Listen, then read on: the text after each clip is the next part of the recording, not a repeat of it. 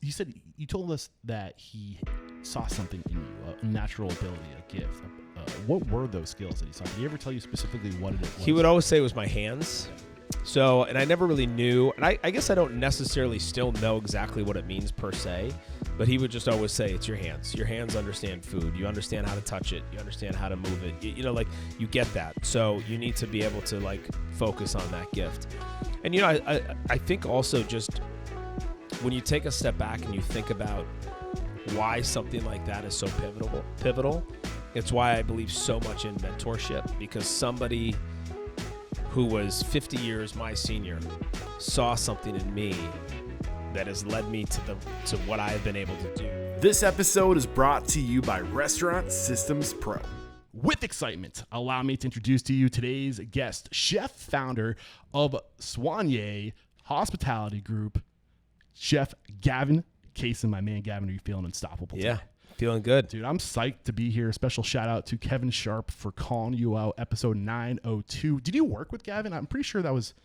No, I you know, Kevin did he do Top Chef when I judged it? Maybe that's what it was. I think that's where our paths crossed the first time, probably. And then I know he did a stage here. He came and did a trial run here. Actually, I think he did the stage before Top Chef. Whatever the influence is, I know he has a lot of respect and admiration for you. You're definitely inspiring people across the industry. That's why we're here to share your story. I cannot wait to dive in to who you are and how you got to where you are today. But let's get that motivational, inspirational, ball rolling with a success quote or mantra. What do you got for us? All right, so this comes from the Dalai Lama. When he was asked what surprised him the most about humanity, he said, man, because he sacrifices his health in order to make money, then sacrifices his money to recuperate his health, then is so anxious about the future that he does not enjoy the present, the result being that he does not live in the present or the future. He lives as if he is never going to die, and then he dies, never having really lived. Wow, man. I feel like that's pretty self-explanatory, but really dive into why that resonates with you. Well, I think it's often how we are, right? As a human base, we're so focused, at least me personally, so focused on goals, so focused on what I want to get after. You rarely ever sort of stop and say, wait a minute, let me just enjoy the moment. You know, it's like, you know, you think about like when they interview somebody who won the divisional playoffs or going to the Stanley Cup. I'm just going to use hockey as the example. They interview the player who scored the goal in overtime, and now you're going to the Cup, and what does the player say? We're going to enjoy this moment tonight, and then tomorrow we get to work. It's like, that's it? You're going to enjoy one of the most incredible moments of your life, and you're going to sleep for half that time? Right. And, you know, I mean, and I get it. Like, we all say it because that's what we're trained to say. And it's a mindset. You got to be able to turn it off before you just like go into that room and take over what's next. But I do think that you need to like take a step back every once in a while and be like, man, this is crazy. We built this. Right. This is what we have right now. This is we should be excited. Dude, it's that prefrontal cortex. It's our biggest strength and our biggest weakness, because it's where all that fear and that anxiety comes from, of planning for the future and getting ahead. And that's the one thing that we can do as humans that's unique, is we can think about tomorrow today. Yep. And that strength is huge because it lets us plan and strategize and bring people together that we need to execute the vision. But at the same time, we're constantly living in that area of the future. And and it's so important to be here right now. Yeah, I mean, you got 40, 50 thoughts a minute. Yeah, and this is exactly why I had Tom Sterner on the show recently, the author of The Practicing Mind, fully engaged, and it's just a thought to teach people, because it's a skill. It's a practice to learn how to let go of all that and to be present. It's not easy to do. So awesome way to get this thing started, man. Can't wait to dive in further into how you got to where you are today. But where does it make sense to start, man? Take us to the beginning. What is the beginning for you? Well, I mean, the beginning really was, you know, here in Minnesota, I was working at a Subway, you know, summer job, got nothing to do really besides be an idiot in the summer. And I was, you know, 15, 16 years old. And so just working with a bunch of my buddies at a Subway, and this gentleman moves in next door. He opens up a fast casual restaurant called Pasta Time. He comes in every single Saturday, orders a 4-inch tuna fish sandwich on a round bun. And he would sit there and like watch me. He'd watch me communicate with the guests. He'd watch me like put the food together. And then one day he's like, you know, you really have a good understanding of this profession. I think you should do it for a living. Meanwhile, I would watch him buy this sandwich every Saturday and walk out the door and throw it in the trash. He wouldn't even eat it. He was just there to like observe. And I will never forget that he sat down with my parents when I was 16 years old. Now I'm working for him. And he's like, your son really has a gift with this business. And this is what that means. Now I'm 44 years old. So this is a long time ago when you think about years. When you think about the context of where our profession was 30 years ago versus where it is today. I mean, there weren't podcasts that have a T-shirt, Restaurant Unstoppable, and you're sitting across that you're able to tell your story to, right? Like, it just didn't really exist. I mean, what existed was you going home and saying to your family, I want to go be a professional chef for the rest of my life, and them just dropping their head in shame and like fear for you, right? Because being like, well, what does that mean? I don't understand what that means. So it was really pivotal to have come across George. His name's George Sarah. To come across George at that time in my life, because he helped give me an outlet to be a part of something that was not sports related. I was very heavy into playing hockey when I was a kid and soccer, and so I was always around team. And I love what a team can bring to you. But I knew when I was 15, 16 years old, I would do this the rest of my life. Yeah, man. And that was it. Do you remember, you told us that he saw something in you, a natural ability, a gift. What were those skills that he saw? Did he ever tell you specifically what it was? He would always say it was my hands. Yeah. So, and I never really knew, and I guess I don't necessarily still know exactly what it means per se, but he would just always say, it's your hands. Your hands understand food. You understand how to touch it. You understand how to move it. Like you get that. So you need to be able to like focus on that gift.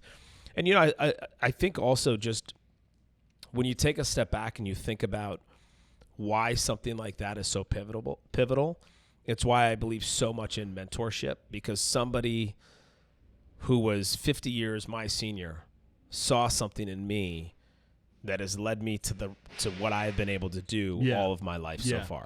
I have a working theory that this is how we find our passion. I think that it is so important that we have a role, have a responsibility in our tribe to contribute something that we are constantly subconsciously aware of what people recognize in us, because that guides us, that tells us where we should go. So if you see something in somebody, give them the clues, give them the hints, let them know that they have something and not everybody can do this. Not everybody has what it takes to be successful in a kitchen or to be successful in the front of house.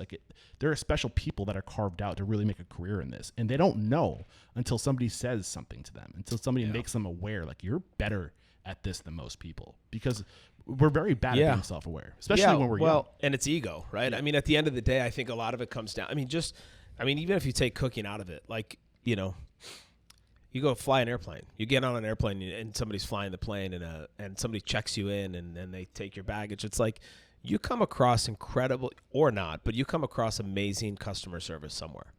And that should be recognized. We're so often trained to point out what is not correct that we haven't trained ourselves to point out what is correct. And so we sort of live in this negativity all the time.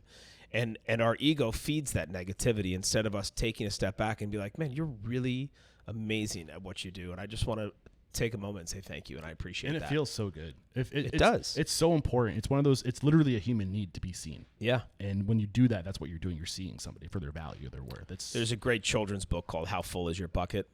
And I've talked about this before, and I love this book. And it's literally about a grandfather, his two grandkids coming downstairs to have breakfast. The granddaughter's in a great mood. The grandson's in a terrible mood.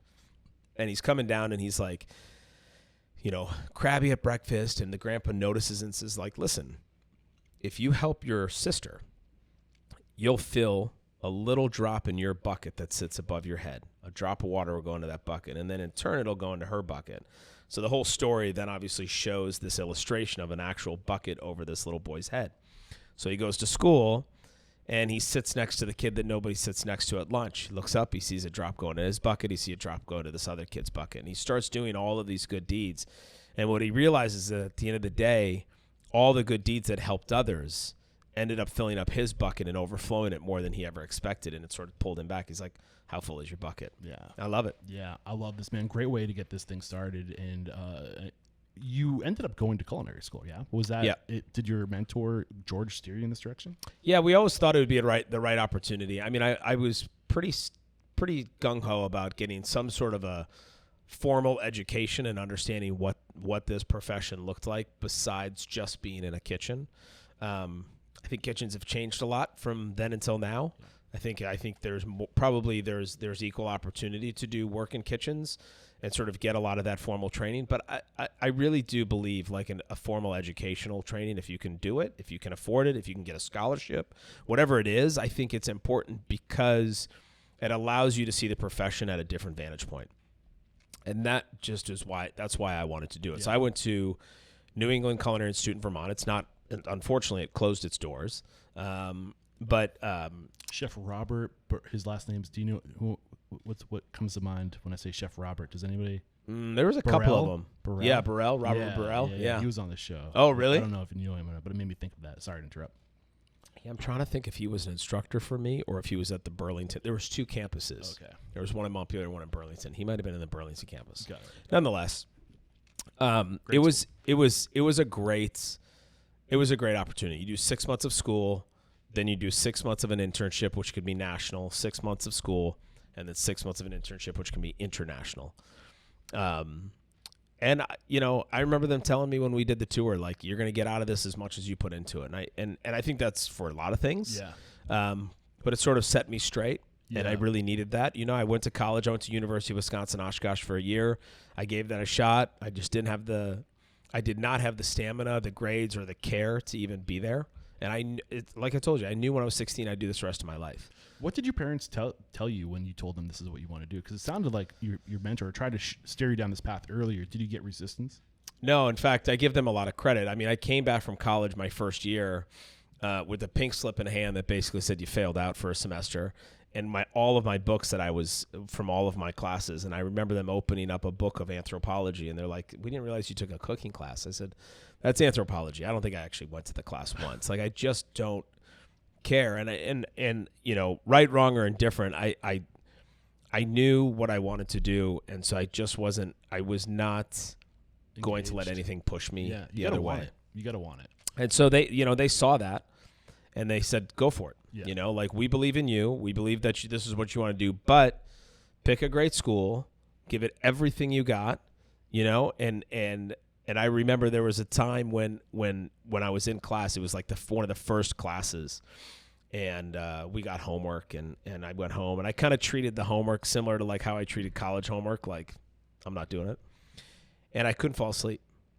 I could not fall asleep. And I realized, okay, I got out of bed, and I just read this book cover to cover and was like, if I want to do this, I got to give it everything I got. Otherwise, I'm cheating myself out of a life that I said I wanted to go after.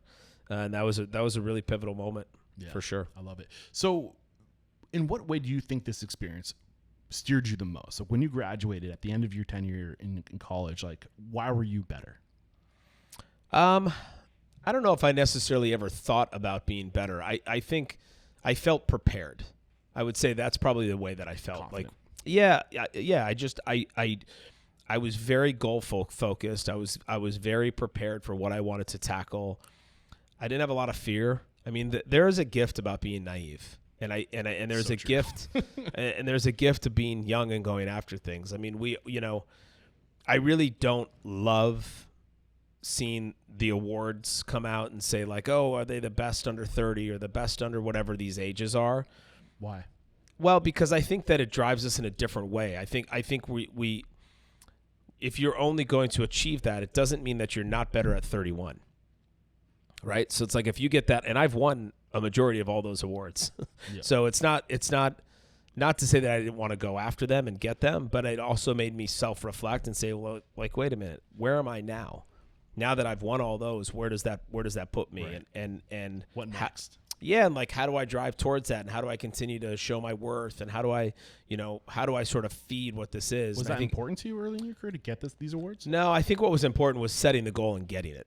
And I'll give you an example. Setting the goal of getting the award? Of getting anything. Okay. Whether it was working at a restaurant or being associated with a group of people and restaurateurs, whatever it was. But I'll give you an example. Like, in 2000, I think it was 2000, I was an intern at Domaine Chandon in Napa Valley, and a friend named Abby Martinez and I were working together in that restaurant.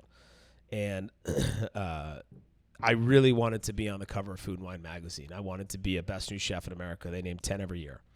It was a really important goal for me. And I think that the reason that it was an important goal is because I read about chefs in that magazine who I knew, who I had respected, some who I had like grown up cooking with, and really saw how they sort of messaged the way they were in their career. And it was respected among the industry, and I loved that. And so I took the magazine and I ripped it in half, gave Abby the word wine, and I kept the word food. And I said, just keep it in your wallet. We do not take it out of our wallets until we get on the cover of that magazine. So 7 years later, I get the call that I'm on the cover of the magazine. Fly to New York City. Dana Cowan was the editor-in-chief at the time. Fly to New York to get my award plaque, which is like a little baby chef coat that had the best new chef in the year, et cetera. So I go up on stage and I get that, and I hand her this wrinkled, beat-up word that said food. She said, "What's this?" I said, "This is a cover of your magazine. It's been in my wallet for 7 years." It was just a way to remind me that this was a goal. But also just not just you, but to create a collective vision, a collective goal, a team goal. Everybody on the team has to be going to the same place. Yeah. And sharing those goals is so powerful. To do it with other people, to hold you accountable, to remind you, like, I'm not alone, right? And you need a team. You can't do it alone. Yeah. So I love that part of it too.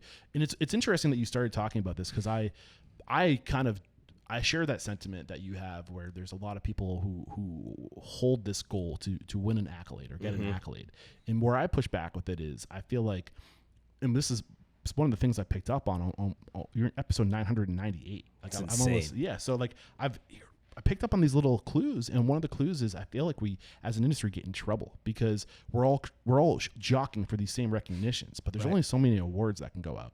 And the other variable, the tough part to talk about, is the fine dining business model is hard. It's not profitable. Yeah. Unless you're like one of those people. It is profitable. It can be. It is. But I feel feel like it's all about the deal. But I feel like, what do you mean by the deal? It's all about how you put it together. I mean, at the end of the day, it's as profitable as you want to make it. I mean, no matter what, in my opinion, no matter what you do to create a business plan, you have to self-audit that business plan often. You can't open up a restaurant and say, hey, we made money the first year. Let's keep doing the exact same thing every year. Because a lot of variables are going to change throughout that year. Inflation's going to happen. Prices are going to up. Prices are going to go down. Labor's going to go up. Labor's going to go down. There's all of these adjustments that you have to make. It's like fine dining's profitable. Otherwise, we wouldn't have as many restaurants as we have. But it's more of a grind to make that money.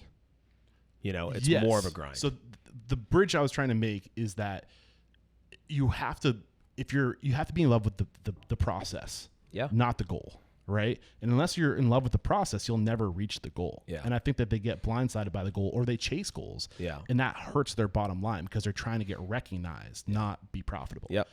So it's almost like a trap where, like, unless I'm doing these crazy inventive things and being like putting energy and resources into these things, I won't get recognized. So they get into trouble trying to get recognized and not being fiscally responsible. Yeah. Thomas Keller is a good friend and a business partner who I've known for 15 plus years. And I remember when Spoon first opened, we were getting all of this like recognition and all this everything, right?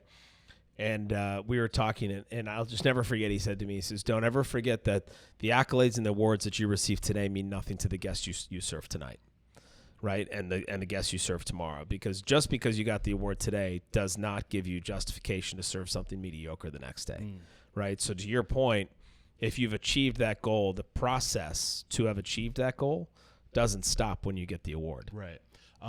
Absolutely. Do you think you would have had the same success out of the gate if you didn't have your name associated with so much success?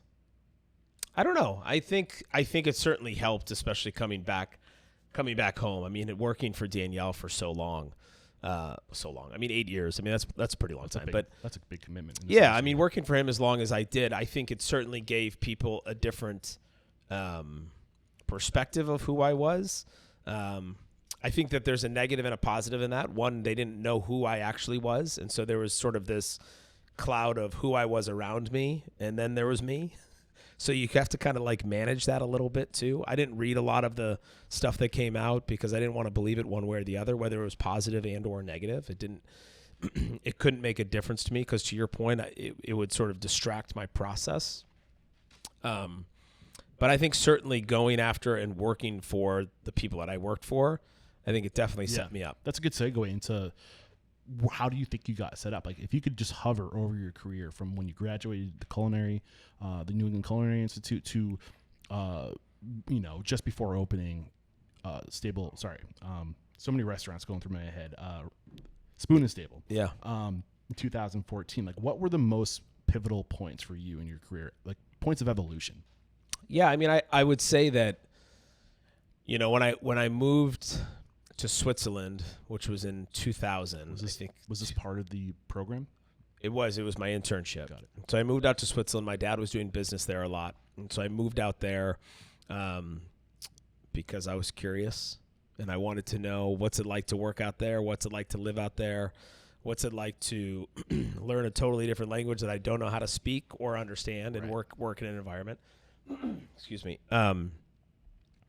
But my point is like that sort of set me up to where a lot of my life has led me, which was I really leaned into curiosity. I didn't lean away from it. I didn't lean into comfort. I leaned into the opposite of comfort. And when you lean into the opposite of comfort, you put yourself in a position that opens you up to something you never thought you would see before.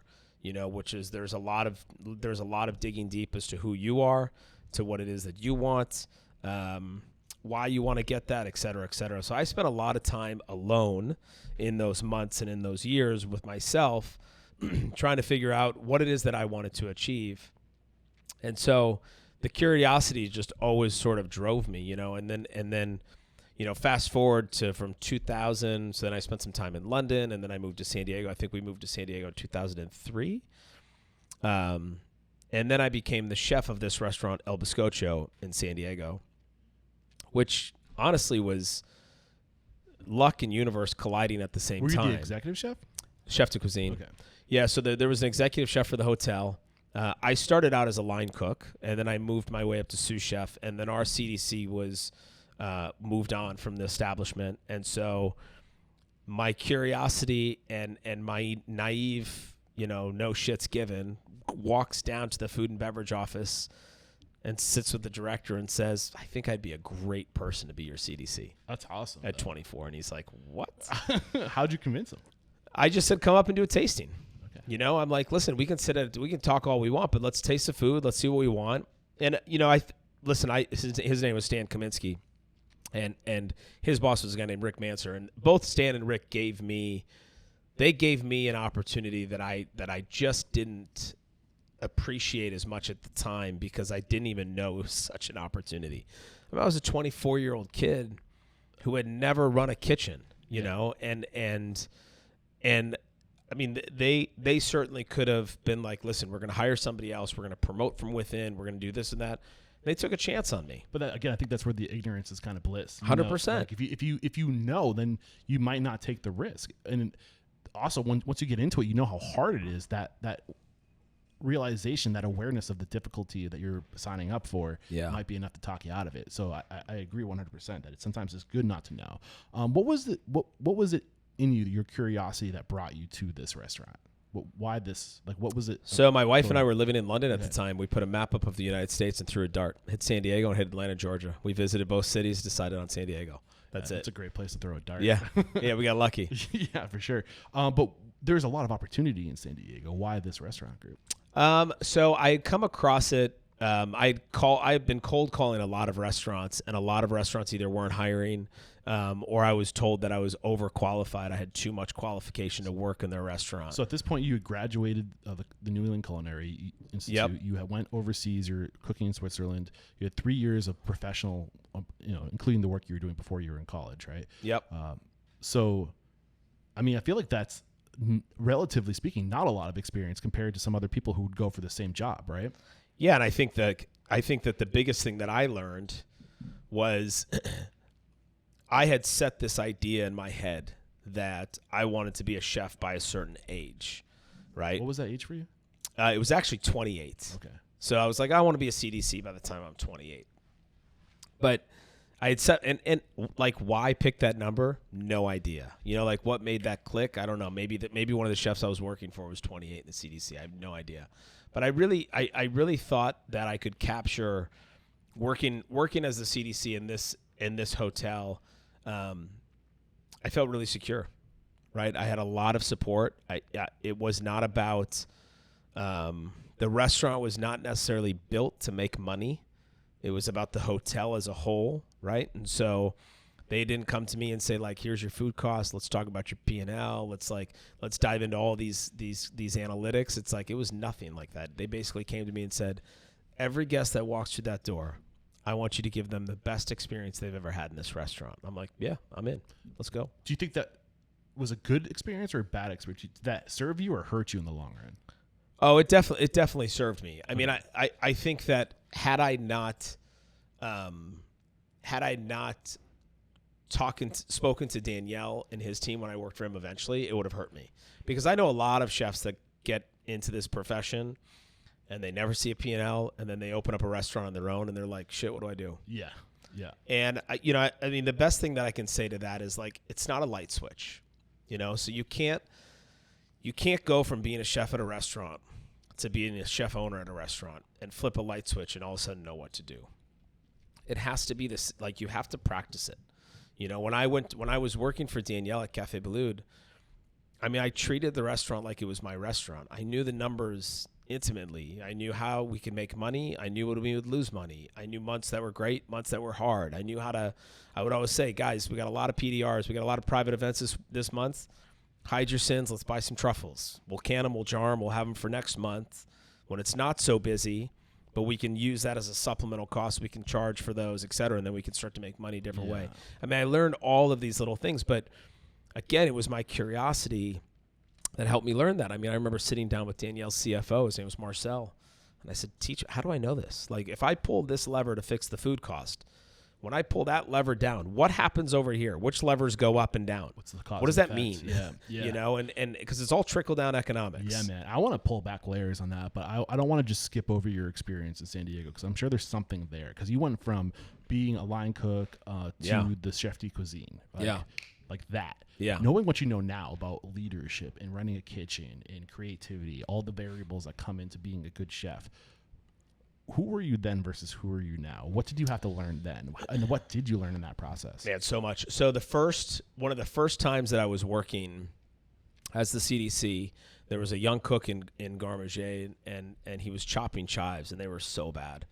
And I got so mad. And so I reacted to him how I had seen my chefs that I worked for in London react, which was jump on the counter and stand on the chives, right? And just like tell them they're garbage, throw them in the trash. And Stan, our food and beverage director, saw me do this from afar. Now, Stan had a choice. He could have pulled me into the office right there by my arm or my ear and chewed me out. Instead, he taught me a life lesson. He said nothing until the next day. Called me down to his office, said, hey, let's just touch base on a couple of things. Made me feel very disarmed walking in. Okay, I didn't feel like anything was going to happen. And he just calmly talked to me about what I did yesterday and the cause and effect of what happened yesterday, and why what I did in reacting that way was going to either shape who I was in the future or not. And it really was a very, very life-changing moment, because it made me self-reflect, like, wait a minute. I worked for a lot of chefs, some who were amazing at being able to teach and some who were not. And I remember working for the ones that were not great at teaching, thinking to myself, I would never be that person. And yesterday I was that person.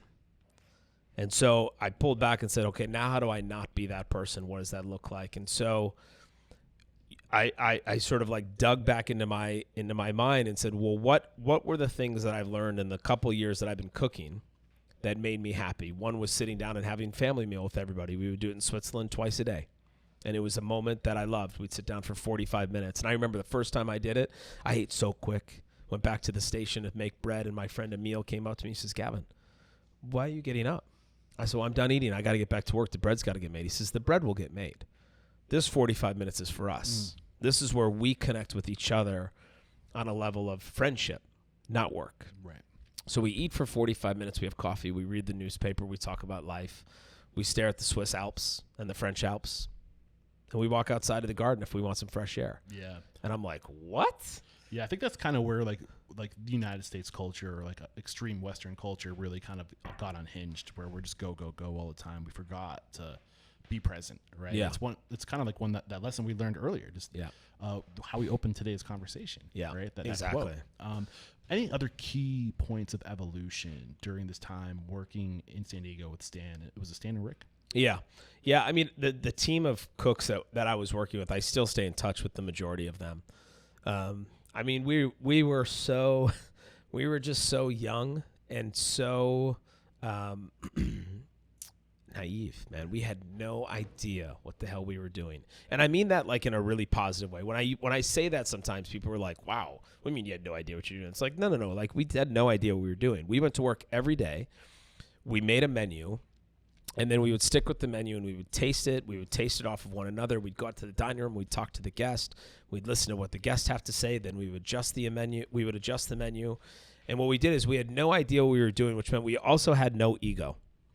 We didn't walk into that restaurant and say to ourselves, no, I'm the chef. Yeah. This is what we're putting on the menu. It was like, no, let's figure this out together. And as a group, we would go surfing together. We'd go to the markets together. And I still stay in touch with the majority of them because it was such a powerful place to be. We would sit down every single day and put a tablecloth over a stainless steel table, and we would eat lunch. How did that group approach affect your creativity?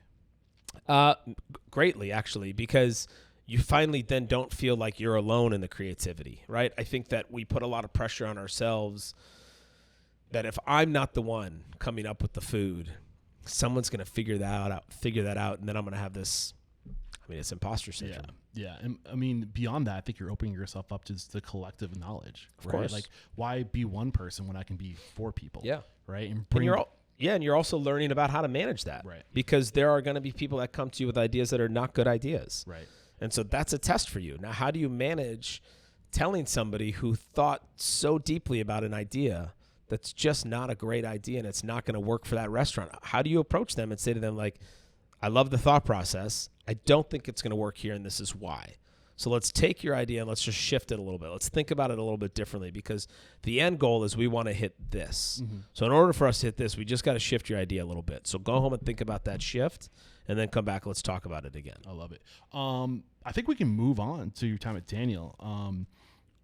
How long were you in San Diego before coming back east? I was there almost 5 years. 5 years. It was like 4.5 years. So 2007?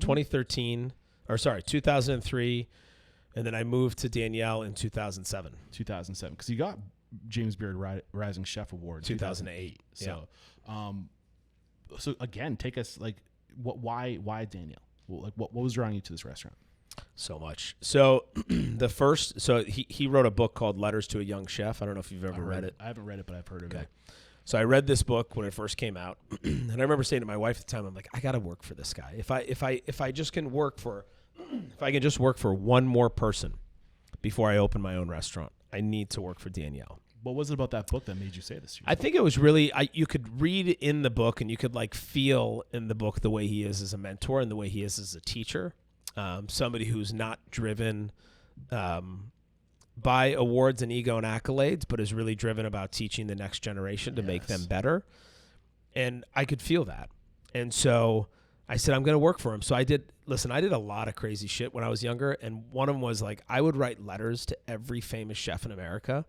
I would write Christmas cards to them. Wow, dude. They didn't know me. I didn't know them. I'd never met them, but I would send them Christmas cards every year. Charlie Trotter, Danielle Ballou, Thomas Keller, you name them. Every single one of them would get a Christmas card from me.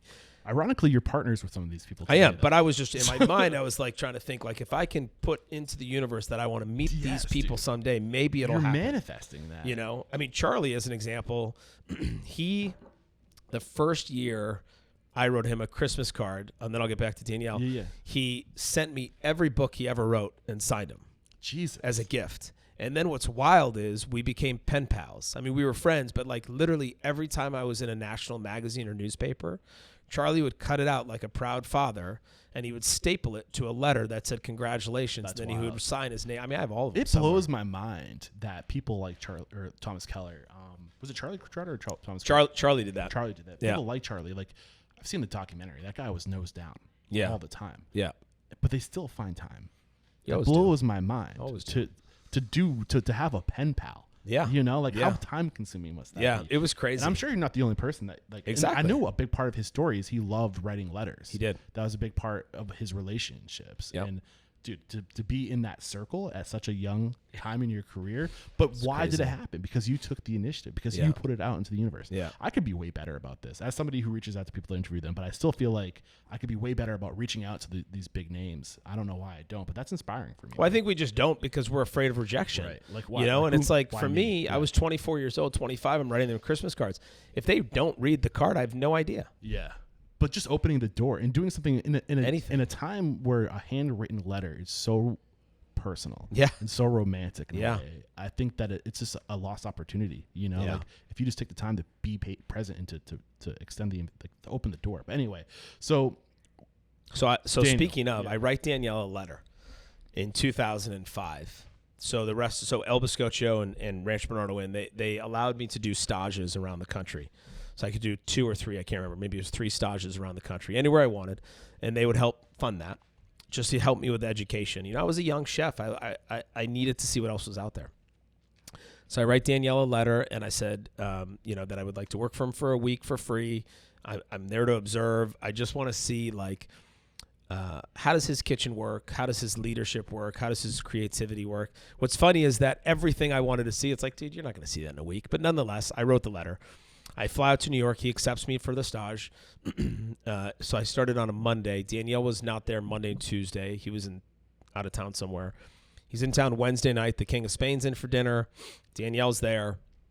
I worked the rest of the week with him. And then Saturday night, he and I sit down and we talk in his office. And it was a really powerful conversation. I mean, you're talking about somebody who, in my mind, was a top 3 in the country, top 5 in the world. For sure. For what they're doing, right? And he spent hours talking with me.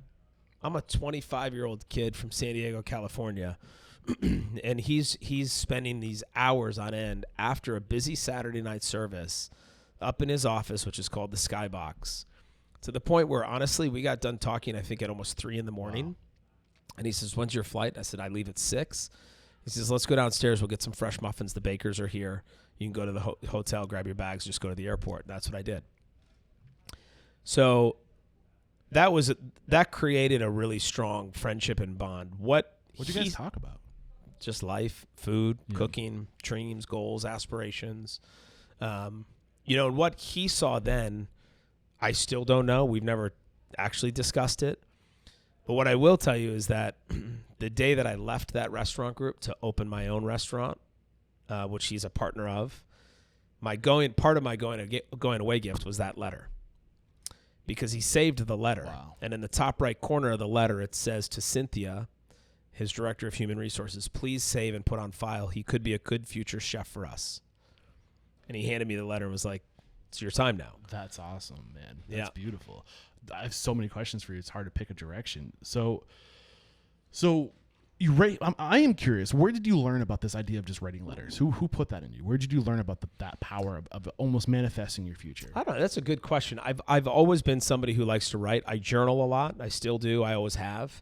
I think it's always been a way for me to get what it is in my head out of my head, you know, and it's always been a way for me to really think through the problems. You know, I think often you can't control what you can't control. Yeah. And I still, to this day, have to stop myself and be like, okay, I know you're pissed. I know you want to go off the deep end, but you cannot control what just happened. So you got to figure out a different way to compartmentalize that and to reject what you want it to do to you. Yeah. Right? Yeah. And find a different way, because it's not going to work. Well, writing it down is almost like giving birth to your ideas. That's kind of a weird analogy, but like when you have an idea, it's still in you. It's only reality for you. Yep. Right? But when you get it out, when you write it down, it becomes reality. Yep. Like it's there and it's not lost, right? Yeah. And I think there's just it's manifesting. You know, Yeah. There's tons of power there. And the other thing that I think really stood out to me too that I want to resurface is we don't take time anymore to have long conversations with people. Yeah. And the power of just sitting down Yeah. and having a long conversation with somebody, sitting across the table, making eye contact, listening, learning, sharing perspective. And that's one of the reasons why the show is 2 hours long now. Yeah. because like I couldn't get done what I had to do in an hour. The universe was telling me I need to do this in an hour. You know? And I was like, screw that. Like, I need to get to know these people, and so much can come from just taking time. Like, would you have gotten that opportunity if if he didn't take the time to get to know you? No, and would he have benefited from your success? No, and I don't think, and I don't think we would have been able to. I mean, if it would have been a, hey, thanks for coming and do this Dodge for the week. Good luck in San Diego. Shake your hand. You're gone. Yeah. Type of thing. My life would be different. Right. It just would be. I mean, I don't know. I mean, I was pretty gung ho about working for him. Right. So I was always in his face about stuff and just asking and, chef, what do you think about this? And I'm working, and then what ended up happening was 2007 was a really pivotal year in my career because it was the year that I won Best New Chef in Food and Wine magazine. And then I competed for Team USA for the Bocuse d'Or cooking competition in France. Did Daniel run that? He does now. Okay. But we had nothing prior to 2008. So when I competed, I was the last American to compete under a non-organizing committee. Got it. So I'd put myself in debt, a lot of money as a result. 2008, Mentor, which was at that time called Bocuse d'Or USA, was founded by Danielle Boulud, Thomas Keller, and Jerome Bocuse. And so now we all run it together. I'm the president for the team. Thomas is the president for Mentor, and Danielle is our chairman. So it's wild. That is wild. And it's interesting because that whole idea of like what I wanted to go after and what I wanted to see, it all kind of happened in 2007. After Bocuse d'Or, I did a show on Food Network called The Next Iron Chef. And I remember going on set, man, and like Michael Simon's on set and Tracy Desjardins is on set. I mean, it was just like Chris Cosentino, all these people that I'm like, fuck, I've read about all these people. Like, what am I supposed to do? But then Danielle called me. And I said, I'm really itching to leave San Diego. I think I have two options. Option one is I open a restaurant here and I stay. And option two is I leave San Diego and go work for somebody. And I'd like to do the latter, and I'd like to work for you, and I'd like to work in New York City. And he says, okay, I don't know if I have anything yet, but we were able to find a position to be the executive sous chef at Restaurant Danielle. There was an opening, a shift, I can't remember. Long story short, on that part, is that 3 days after we had that conversation, his chef de cuisine at Café Boulud resigned. His name was Bertrand Chamel, and he was moving to Virginia with his family. Danielle calls me, and he's like, change of plans. Yeah, good timing. You're CDC. So you went straight from from working at a different restaurant. Usually, I'm surprised because I've noticed that with a lot of these restaurants like Danielle, French Laundry, no matter who you are, you start at the very bottom. I was the only other person besides Andrew Carmelini to come in as a CDC. Did he ever tell you why? Not necessarily. I don't think he ever really told me why. I think it was just for him a gut feeling. Well, you guys took the time to get to know each other. Yeah, like he had time to get the data, to understand who you are. And I wasn't gonna fail. So let's get into it. Like from that conversation to your tenure there, 8 years. Mm-hmm.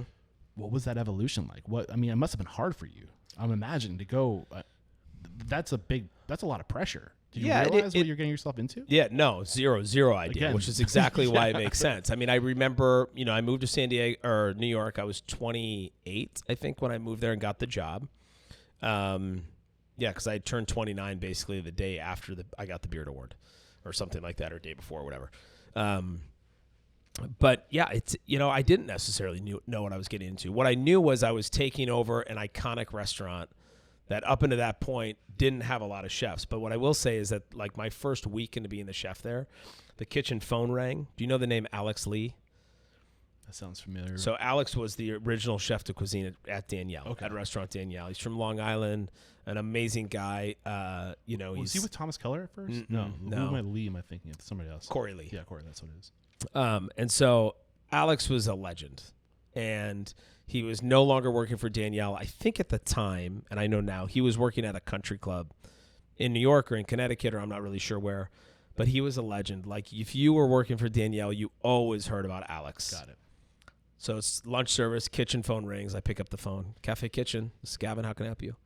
Gavin, it's Alex Lee. I stop. I'm like, oh my God. I'm like, chef, how are you? He's like, I'm good. How are you? I said, I'm good. He's got a really thick, he's a Chinese American, but he's got a thick Long Island accent, like thick. And he speaks perfect French. He says, I'm just calling to wish you good luck. He says, this is going to be a really tough journey for you. He says, but no matter what you do, whatever you put into it, you're going to get out of it and give it everything you got because this is the best guy you'll ever work for in your life. And I said, thanks, Chef. I can't wait to meet you. He says, it'll happen someday.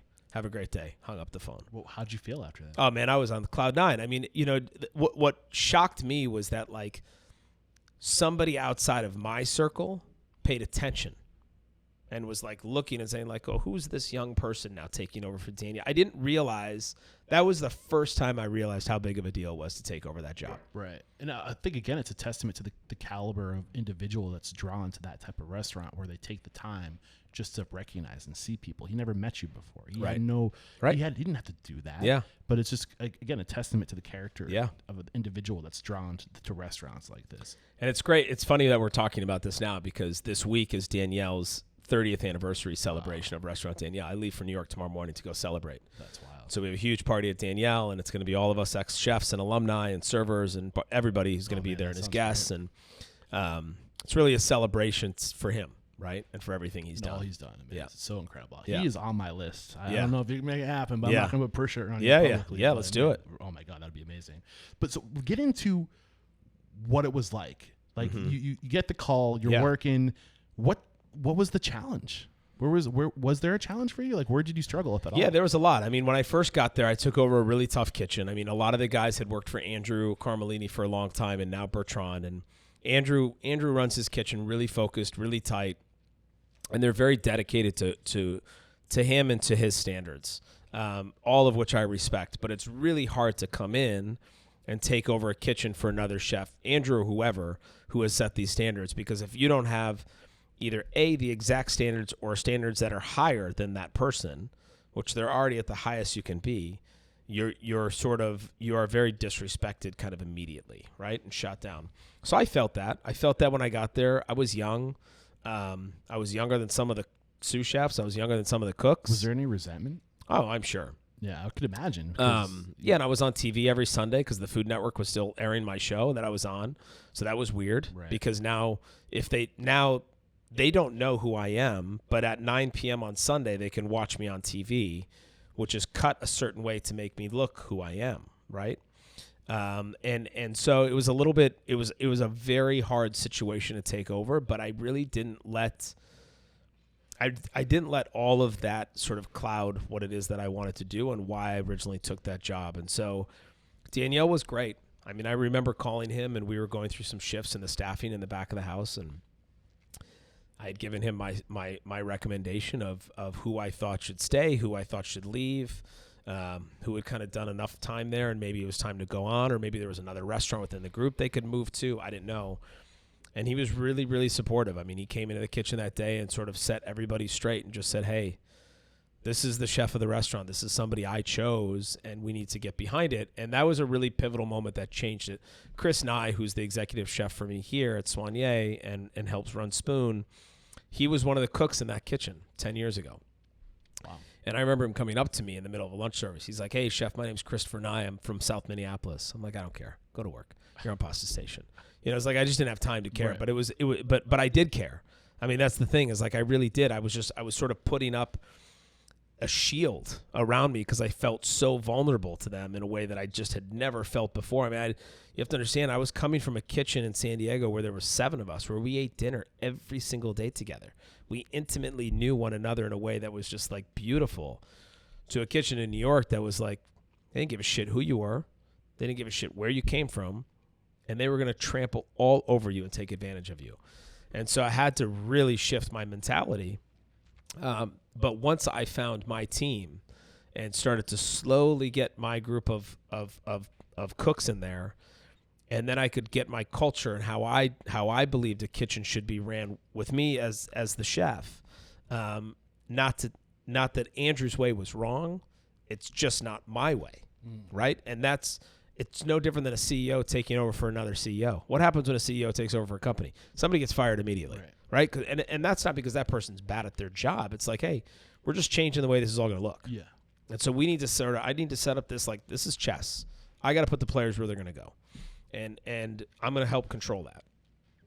So it was a tough kitchen to take over, and it broke me in ways that really built me up and made me so much stronger. So in your 8-year tenure there, this is the first 6 months, first year? Did it take the first year? First year. Yeah. What was when you had that team together? Paint the picture of how what were you going for? What was the game of chess you were playing? Oh man, we were the best. I mean, we just there's a book called 11 Rings, and Phil Jackson wrote it. The basketball coach. Got it. He talks about another book called Tribal Leadership, which is a little bit boring, but it's a good book.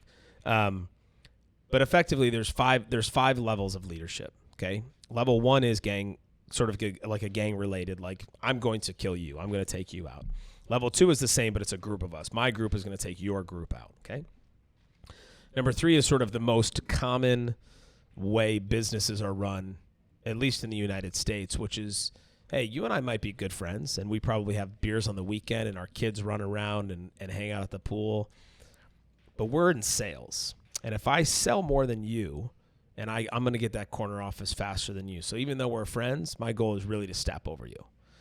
Stage 4 is a really beautiful place to be, which is you collectively as a team just genuinely believe that you're better than the other teams. That is not ego. That's a belief. It's what you feel it. Stage 5 is the most amazing place to be, which is stage 4, but the most important ingredient, which is you're having fun. Watch any pro team on planet Earth win a national championship and tell me they're not having fun doing it. I mean, I was watching the Celtics last night.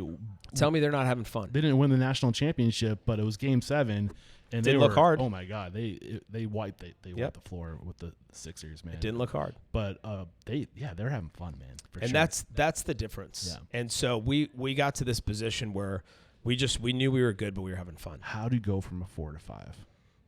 I don't know. I mean, I'd say we were at that 5 for a little bit, and then we probably retracted and stayed consistently always at a 4. Is it a point where your habit kind of takes over, and like where you can get to the 4 and where like I feel like there's a level of stress getting to a 4, but then once you get used to that, maybe habit takes over where you can be present and enjoy it, or maybe I don't know. I'm just curious. I think a lot of it has to do with drive. I think a lot of it has to do with like anybody can get to a 4 or to a 5, but once you get there and you recognize that you're there, to your point, how do you stay there? How do you stay consistent with that?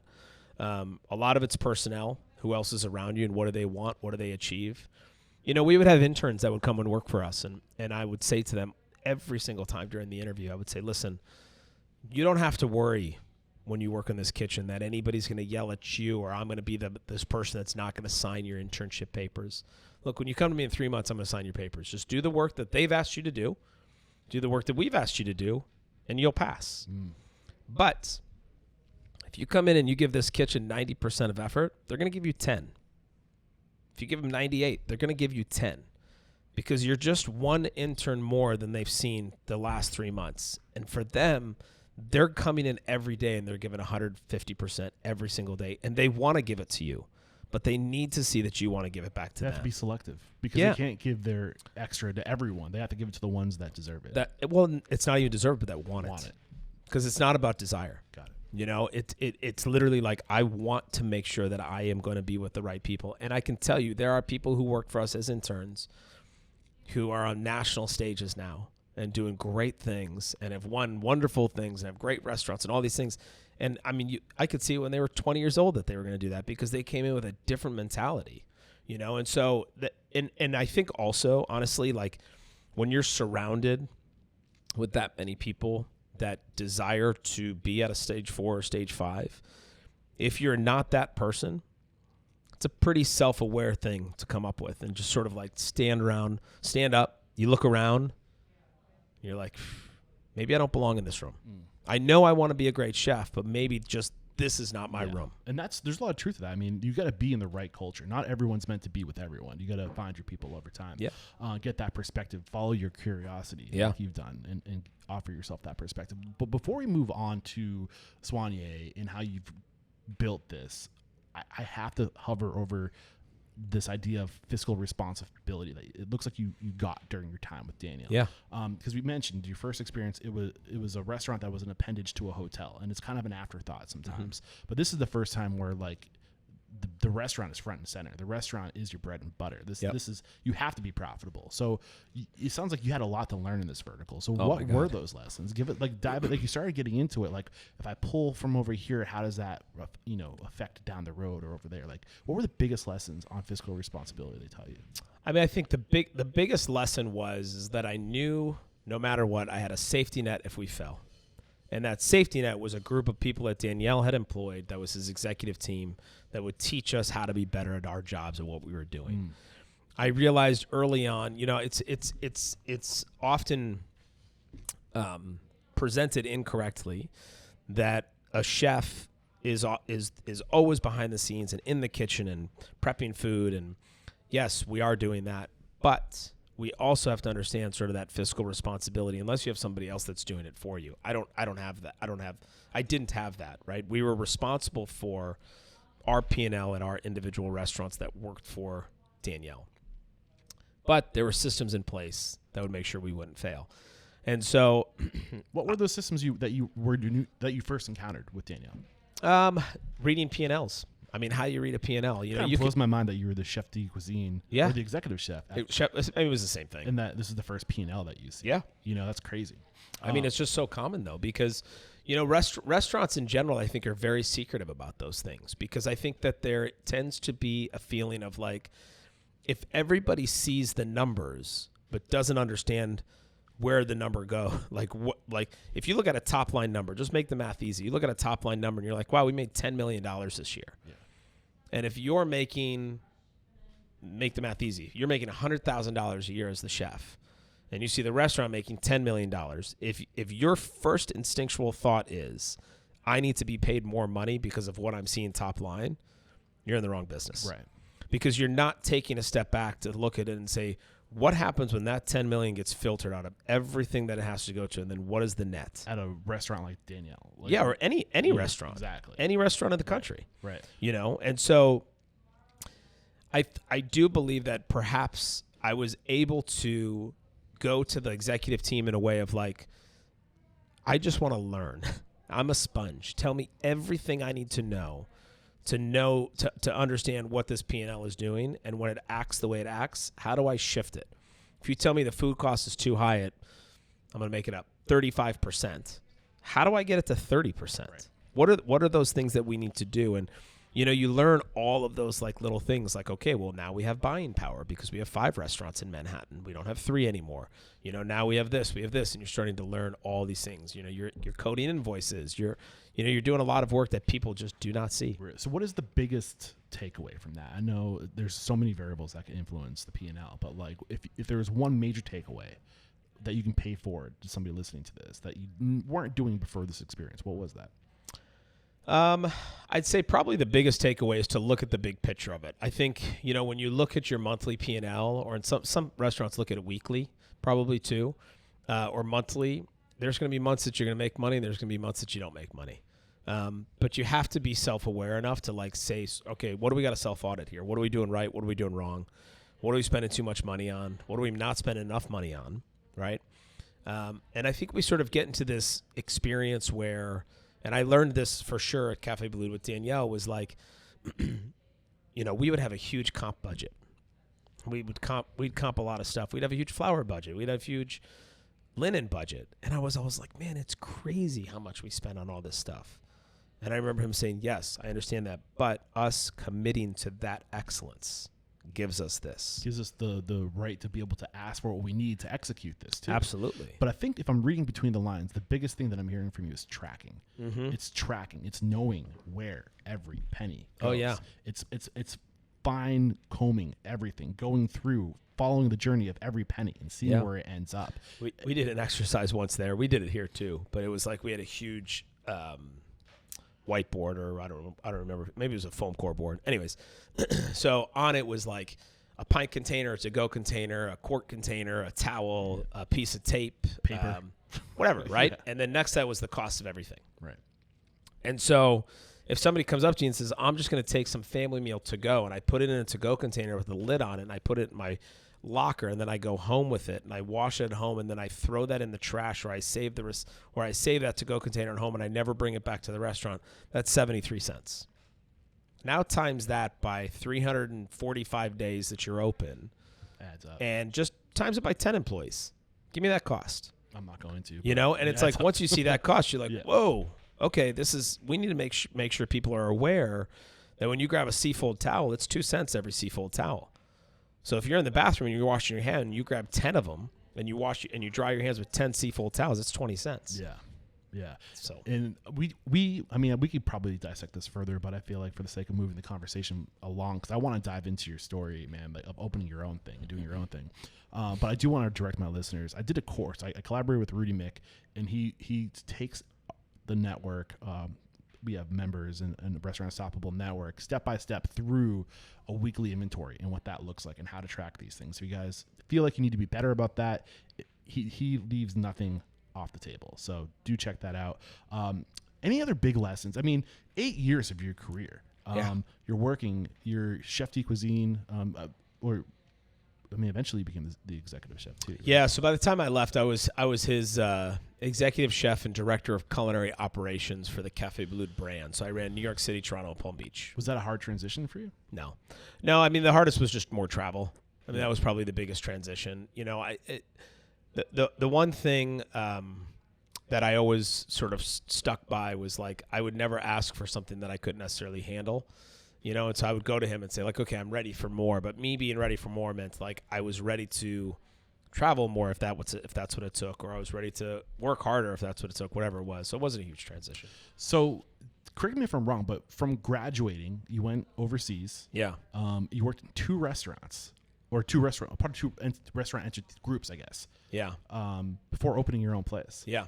Yeah, I worked at El Bizcocho, and then I worked for Danielle. And then winning a James Beard Award in 2018. I feel like that's so few steps along the way compared to people I've talked to. Yeah. But I think it's also a testament of surrounding yourself with the right people, you know, and not being afraid to take a shot and to do the unexpected. Yeah. To get noticed, to get connected with these people. And I'm sure. I mean, I'm curious, like, because you said he's an investor, so like that conversation of I'm ready to leave. How did that go to the point where he was investing in you? Like, I mean, it started 4 years before I left. Okay. You know, so I sat down with him and I said, Chef, I'm going to leave at some point. I don't know what that looks like and I don't know what that means. And I'm not here to threaten you for anything. I'm not looking for a pay increase, nothing. I'm just saying that at some point I would like to go and open up my own restaurant. And maybe someday that never happens. Maybe those are not in my cards. But if they are, I would love to explore that with you, and I would love to have an open dialogue with you because I do not want you to ever feel like I'm doing something behind your back as a result. Why is this so important? It's mentorship. The amount of time and energy and effort that he put into me, I would have felt awful if I had not gone to him and said, out of just pure respect of what you've given to me, I need to tell you this is on the cards for me. I think I could be wrong. But if it is, I just want to learn from you if it's the right opportunity or if it's the wrong opportunity. I'm going to trust you one way or the other. You know, it's funny because it's like, yes, I was in only 2 restaurants before opening my own. I didn't mean that disrespectfully. No, not at all. No, you're exactly right. And what I think is amazing to me is like, I did that only because I had found the person, my mentor, to say like, all right, I'm glued to you. I want to learn. And I think, too. Yeah, and I think that we get into harm's way when we think to ourselves, okay, I've been here for a year and I haven't moved off a fish station. I got to go somewhere else. Right. That's the answer. Did you talk to the chef? Did you talk to the owner? Did you say like, hey, what if I stay for 2 more months? Like, you know, what if the chef said, oh, dang it, I was just ready to promote you. We're just ready to move you up. Yeah. We're just ready to move you to sous chef. You're doing a great job, but you're going to leave, so we'll find somebody else. And this is, again, fear and anxiety. And these are things that we make up in our head and we're afraid to say out loud. But at the same time, the amount of, you made yourself vulnerable. You went from putting him in a vulnerable place where, although it's Daniel, he could find somebody, right? Like how people gravitate to him. But you gave him the respect of saying, I'm not going to put you in a position. I'm going to tell you now that I have intentions to do my own thing. And I want to give you as much runway as possible. Yeah. And I want to bring you into the narrative too, because maybe it's with you or maybe I don't know, like maybe you have an opportunity for me, you know, but opening the dialogue, making yourself vulnerable by giving him this information made him trust you more, made him want to continue to see you succeed. Yeah. I mean, it started early on. I mean, I had a business manager at the time. I had just come off of doing a national syndicated television show. So the opportunities that were coming to me for endorsements was pretty crazy. And I remember sitting down with Danielle and this business manager, and we were talking about it. And Danielle says, he has a full-time job at Café Balut. I don't think he has time to do that. And I looked at my manager. I was like, then that's it. We're not doing anything. It's over. I'm going to focus on Café Balut. I'm going to focus on working for Danielle. We'll come back to this at some point. At some point, that'll pay us off, but not now. And I think, you know, I get frustrated when I see that happen in our profession where it's like, oh, I'm going to work for so-and-so, but now I'm consulting over here and I'm doing this over there and I'm doing that over there. It's like, listen, I get the side hustles, but at the end of the day, what are you teaching? What are you telling the person you're working for? That you're only in, you know, it's like, I just don't get it. You're leveraging their brand for opportunity. Yeah. Right. No, I totally get that. So, I mean, I think now is actually a great time to take our first break to thank our sponsors. We'll be right back to start talking about how you've built what is today Soigné. We have to interrupt today's video to let you know that right now, Restaurant Systems Pro is offering a no strings attached 60-day trial that will help you improve your systems, increase your profit, and find better work-life balance. All you have to do is click the link below. We are back, and usually this is where we talk about how'd you make your first vision come to reality? Like, what'd you do? How'd you get the financing? Who'd you surround yourself with? But I kind of feel like some of that was already laid out a little bit. So you told Daniel, hey, this is what I want to do. You gave him 4 years notice. Yeah. At what point did your vision of Spoon and Staple start to come into fruition? So I had written a business plan, which was originally called Dorothy's, which was named after my grandmother. And I was looking at 3 geographical locations. I was looking at Southern California, I was looking at New York City, and I was looking at Minneapolis. All of those had ties to me personally and professionally. And so they were important to sort of scout all 3.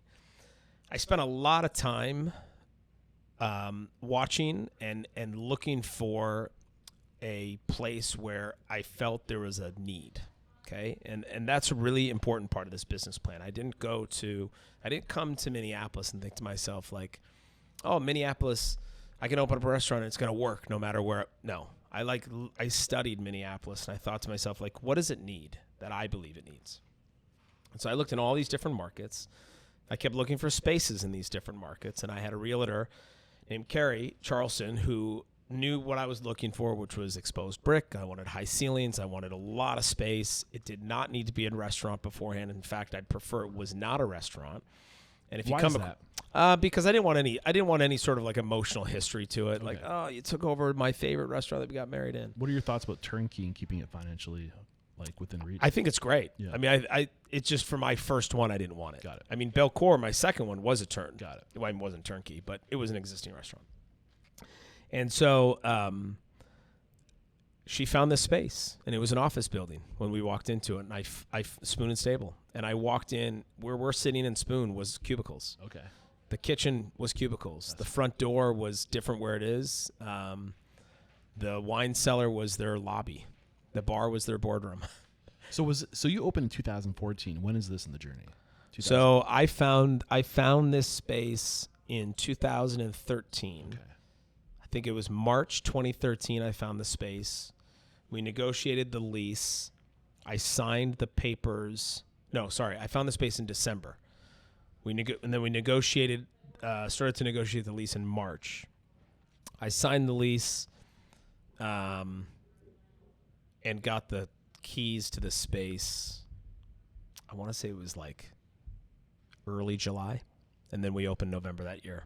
Okay. That's but we had been building up. I mean, at this point, Danielle and his team were well aware of what was happening. Yeah. So I was going to Marcel, his CFO, and doing all of my pro formas with him. I was literally like, I was showing them my business plan to say, like, does this make sense? What do you think about that? Dude.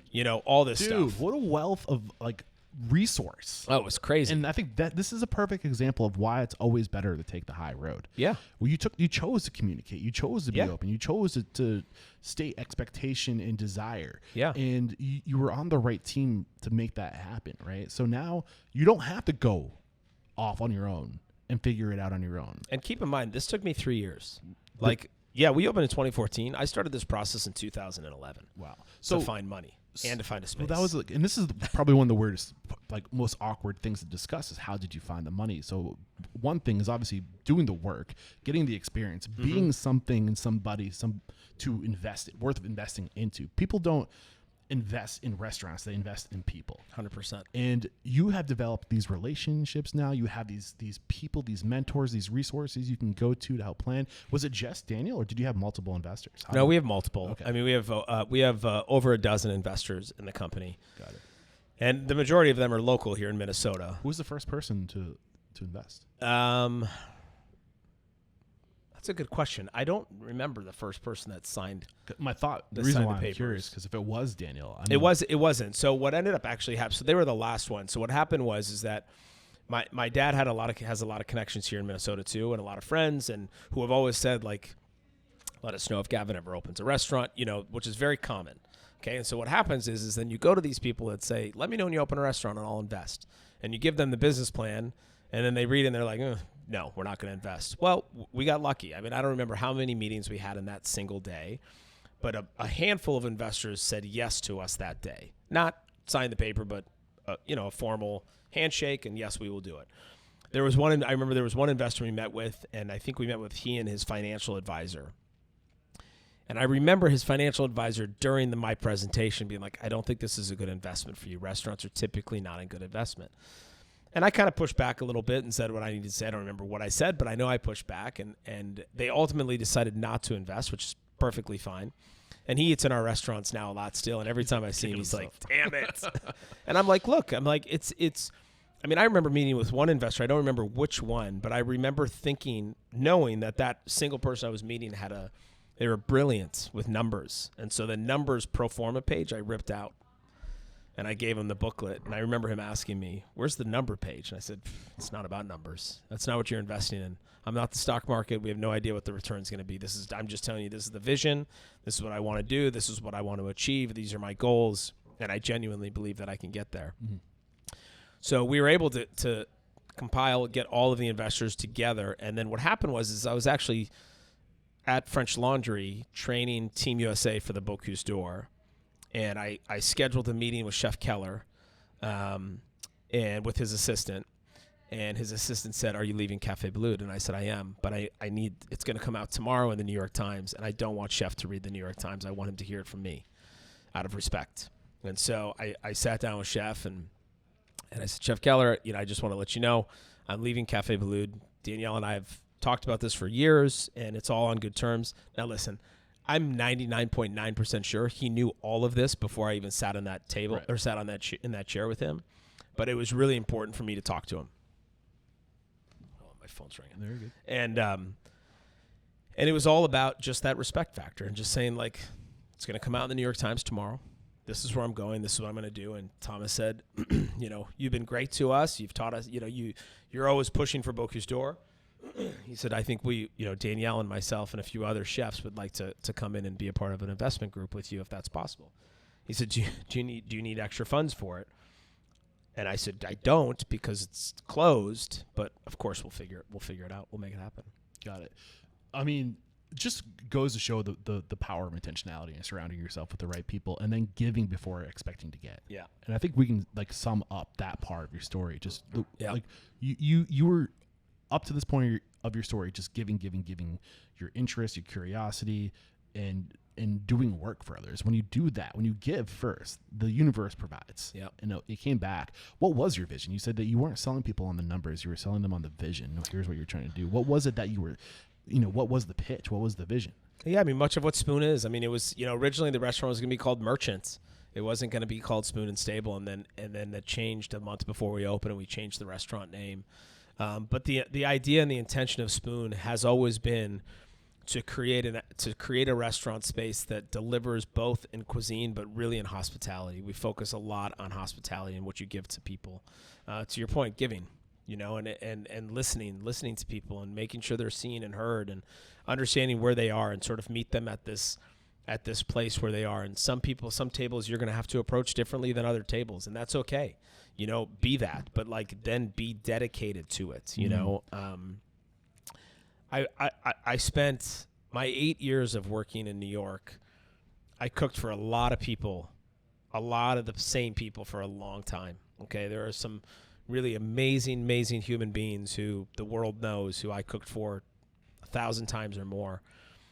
And their success is beyond what I could ever dream or imagine. And when I would have conversations with them, I was always taken aback by both their curiosity, their intentionality, and how they just sort of presented who they were. And I was always really inspired by that. And I thought to myself, we need to build a restaurant that thinks about hospitality in a different way than what we always think about. We got to take this idea of transaction out of it. I went to visit Danielle's parents. My God, that was probably in 2009. I was not with Danielle. I had to go get all of my equipment out of my storage in France and move it to his parents' barn just outside of Lyon. And his parents were incredible. Okay, and his dad comes out and says, I need to make sure that you're well taken care of. Would you like an espresso? I said, sure. So we have an espresso. We have a little bit of a little pastry. He says, maybe you should stay for lunch. So we stay for lunch. And I'm sitting at this table, man, and I'm eating lunch with Danielle's mom and dad, okay? Only speaking in French. Jeez. We're now drinking a bottle of wine that his dad brought out from the cellar, and we're eating the sausage that his father made, the saucisson sec and the saucisson de Lyon. And his mom has a leg of lamb in the oven. And I'm looking around, and there's, like in any house, pictures of their kids all over the wall. And Danielle, as a little chef, as a young cook, first time he's gotten 4 stars in the New York Times. Like, I saw his world and his rise to where he was in front of me, documented through his parents' eyes and photos. And then I realized the table I'm sitting at was the original Café Boulud, built in 1901 by his great-grandparents. Whoa. It just happens to be their house now. That's and wild. It fucking blew me away, man. I mean, I left that place like, whoa. Yeah, and what do you mean by what? What were you feeling? What was going through your mind? I understood hospitality. Yes. I really understood what it meant to unapologetically take care of somebody with the intention of getting nothing in return. And that is hospitality. Yes, dude. I like to say hospitality is inconveniencing yourself for the convenience of somebody else. That's right. And the more inconvenient it is for you, the more you feel like this is going to be hard, the more hospitable you're being. Thank you. You wrote on your website, our heart is our people. Yeah. I'm feeling when you think of heart, you think of hospitality. Yeah. What do you mean by our heart is our people? Well, I mean, I think we all have this intention to want to work and want to work, eat, drink, be surrounded by people that do care and do have a heart to care for each other and for the people that are there. And when you think of it as only transactional, and you don't really put all of your effort into taking care of not only your team, but also the guests. See, here's the thing that's interesting, like in our business, right? So yesterday's Mother's Day. Man, I don't know. I think we probably cooked for 1,000 people in all of our restaurants, right? Time for me the day after. You must be beat. Right. I mean, it was crazy. I mean, I was off. I was celebrating, Mother's Day with my family, and I'll tell you what's amazing is you cook for 1,000 people in a day, and if you don't know the cook to your left and the right, or the server, or the bartender, or the host, or the dishwasher, and you're not giving them your heart either, it's a tough place to be. And our business has gotten a lot of shit lately for what's happened in our business, and it's hard for people to understand what it is and why we do it. And there's always talk about money, and there's talk about this, all these other things. And it's at the end of the day, you get into this business because for a lot of people, this is it. Right? This is where you belong. This is where you feel the most welcomed and where you feel the most seen and the most heard. And it doesn't matter, what others say about you and who you are. Like, if your heart is in it and if the people that you surround yourself with have that same genuine care for others, you're going to take on the world, and you'll surprise people how much love can change people. Yeah. And I mean, the more we're studying the heart too, the heart is an organ I'm becoming so incredibly just fascinated by, because there's a lot of evidence. I mean, the heart, when you start in your mother's womb, the heartbeat is the first thing before your brain develops. So there's a lot of evidence that suggests our heart is more than just an organ that pumps blood. Yep. There's a cluster of nerves in our heart that communicates and tells our brain what to do, and that we can radiate. And life, I mean, life is your heart. I mean, it starts there. It sparks there. It's crazy. So I think there's a lot of truth. So I was curious, what that meant to you, and I think that just, you spelled it out perfectly right there. The power of just people and what is hospitality. It sounds like up to this point, like you've almost like never really had a major hurdle or failure. Oh, I have. I have, for sure. I want to get those things out, because I feel like that's where we learn the most. So where were those failures for you? Yeah, I mean, one that stands out the most was when I was cooking for Team USA in the Bocuse d'Or. It was 2007 that I had represented the United States. And, I had never really done cooking competitions before. And so I tried out for Team USA, and I got into the semifinals, and I think we were 3 of us in the semifinals. And the 2 other people that I were competing against had competed in the U.S. version of this before, and one of them had gotten second. So I was fairly convinced that I was like not going to win this thing, right? I mean, if you get second one year, the likelihood of you getting first next year is pretty high. Well, we won. Wow. And we go to represent the United States, and I was on I'd made the mistake of living in that moment too long and not being like, okay, now I've lived in it. I won it. I felt it. It's great. Now it's over. Move on. And, I put myself in debt. I trained hard, but I didn't train hard enough. I just didn't do what I needed to do to be the best that I could be on that stage. And I don't think I know I did not expect it to be as hard as it was. I get to France. I compete. I get 14th place, which I think may have been one of the worst the U.S. have ever placed. It was a total failure. I mean, I left that stadium in just dismay that, like, it was the biggest failure of my culinary career, my profession. For sure, it was the biggest failure of my life. And what I did is I left that stadium and I said, it's never going to happen again. Do you see this as a business failure?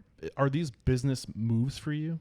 No, that was a personal failure. Okay. Yeah, I mean, because there was no business to be had. I mean, I was working for the hotel. I mean, your personal brand is a business in a sense. Yeah, but not then. Right. I mean, there's no social media, so nobody even knew about it. It's just like there was no way. I mean, we have social media now, and it's hard for people to know what Bocuse d'Or is. So there wasn't any of that. It was just really a personal failure. Got it. And so I left that being like, this just can't happen again. Got it. And what is this exactly? We can't go to the competition underfunded. Yeah. We've got to go into it funded correctly. We've got to go into it with a team of people.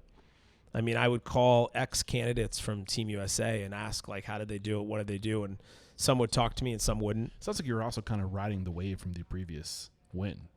And you thought that maybe you could ride that wave into the next one? Well, I didn't even know what the next one was.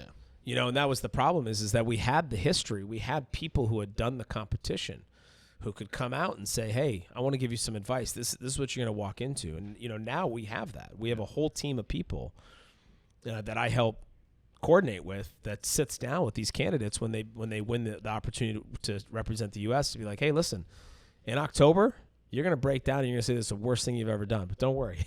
You're almost there. Yeah. Like, you're going to get it. Like, when that little voice in your head tells you to stop, just keep going. Just keep pushing. In terms of your business, I'm curious. Anything that you know today as far as people trying to replicate the same success you've had in business? You've had amazing people, amazing mentors in your corner, coaching you, steering you, I'm sure. But if there's one thing that you did in terms of your business, that knowing what you know today since 2008, 24 years or more, 25 years as an owner, it's 2014. Yeah, 2014. Yeah. Sorry. 8 years. 8 years as an owner. What do you know now as an owner that you had to learn the hard way? I think the reality is you have to understand that every deal is different.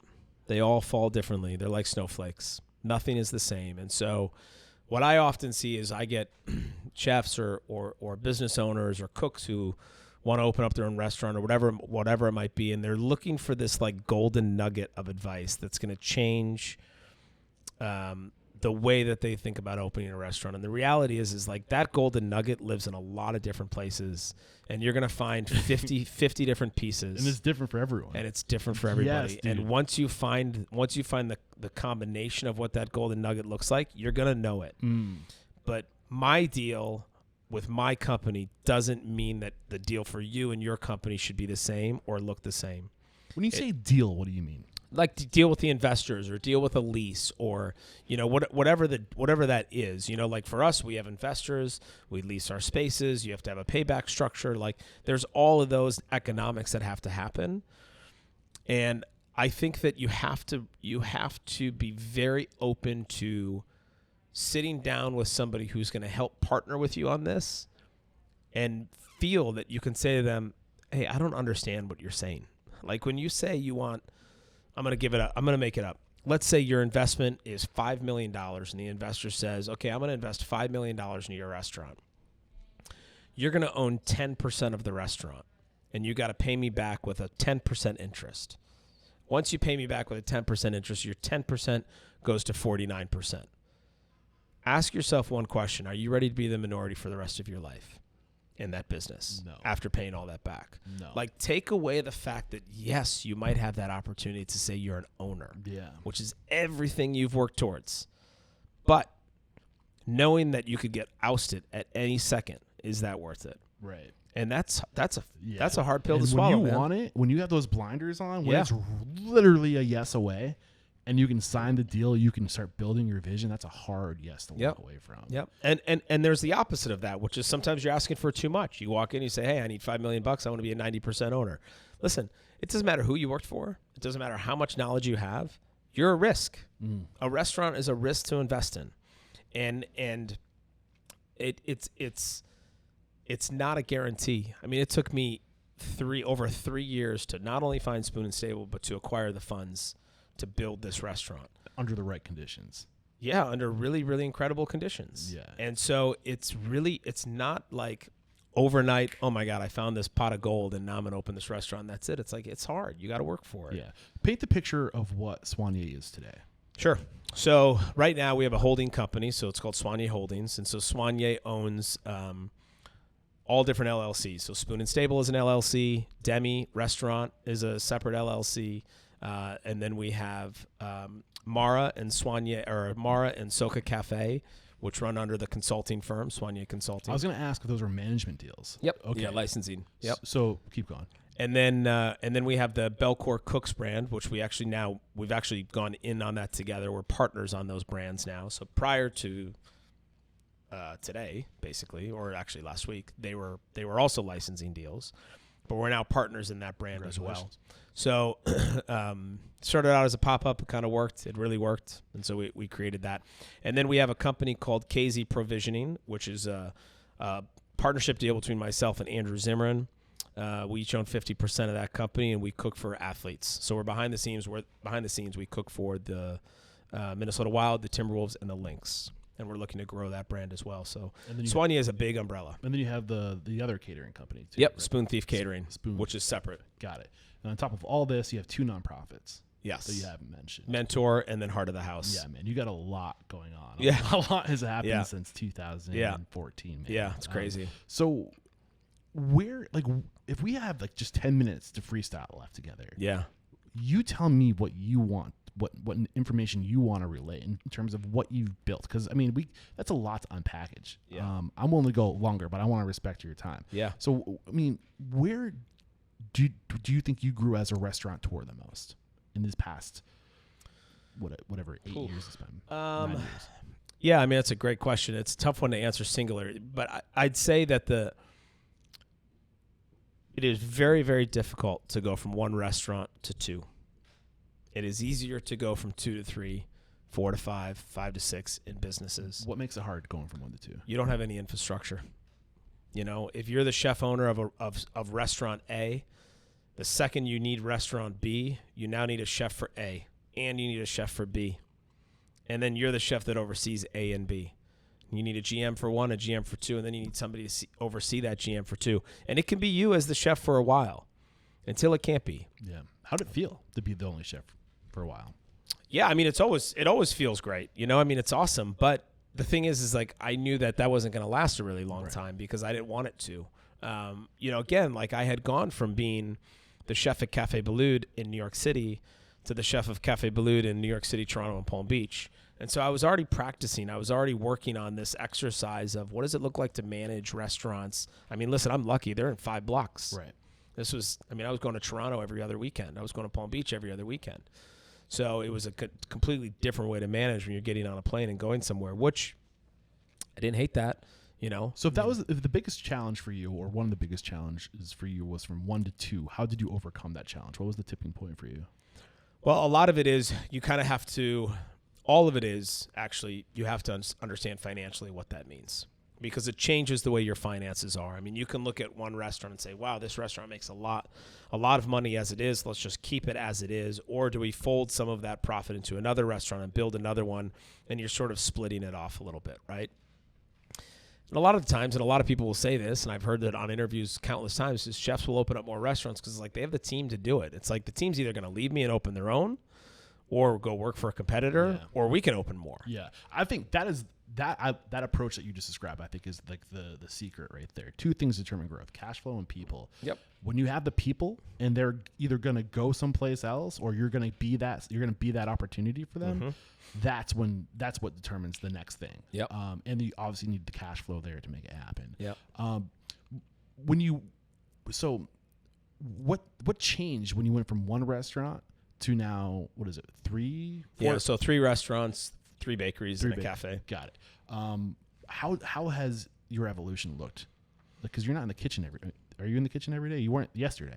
I wasn't yesterday. I was off yesterday. Yeah. I mean, I still take 2 days off a week for the most part. Physically, I'm not here 2 days. Mm-hmm. We have 3 boys, 13, 11, and almost 1-year-old. So it's wild. Mm-hmm. A lot of work. But yeah, I mean, am I in the kitchen the days that I'm here? I'm in the kitchen. I'm not necessarily prepping and cooking every single day.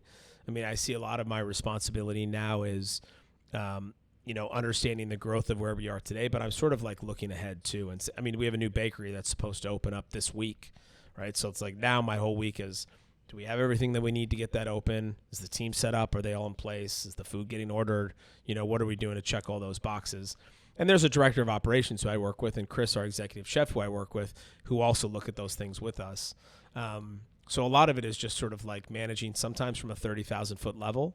But I will tell you that most nights that I am here, I am walking between Spoon and Demi and Mara and with the team and plating, talking to the guests and in the dining rooms. And I hear, it's like the most common thing I hear from the guests, which is, we're always so impressed that you're here. It's like, where else would I be? I mean, it's like, you should want to be here. Yeah. It's like, no, I want to be like, I love to be here and I want to see you. And I know, it's like, I know you're here. We've been cooking for you for 8 years. Yeah. Like, I'm happy to see you in the restaurant. One thing that I do really like about what you got going on here that's unique to you and your story that I'm picking up on is that you have a lot of different models. Mm-hmm. So you're not just a sole, proprietor of a restaurant. You have partnerships where you had a pop-up that evolved into something that is now a partnership. You have licensing deals. How do you approach new projects? How do you decide what type of model that restaurant's going to become, or does it just happen naturally? Some of it happens less naturally and more told like this is the deal. Some of it is a natural evolution. Some of it is what we propose as well because we don't know the right or the wrong way. But a lot of it is first asking yourself, why do you want to do this? Why say yes to this project? Because here's the one piece of advice that I would say is really important. You open up one restaurant, it's successful.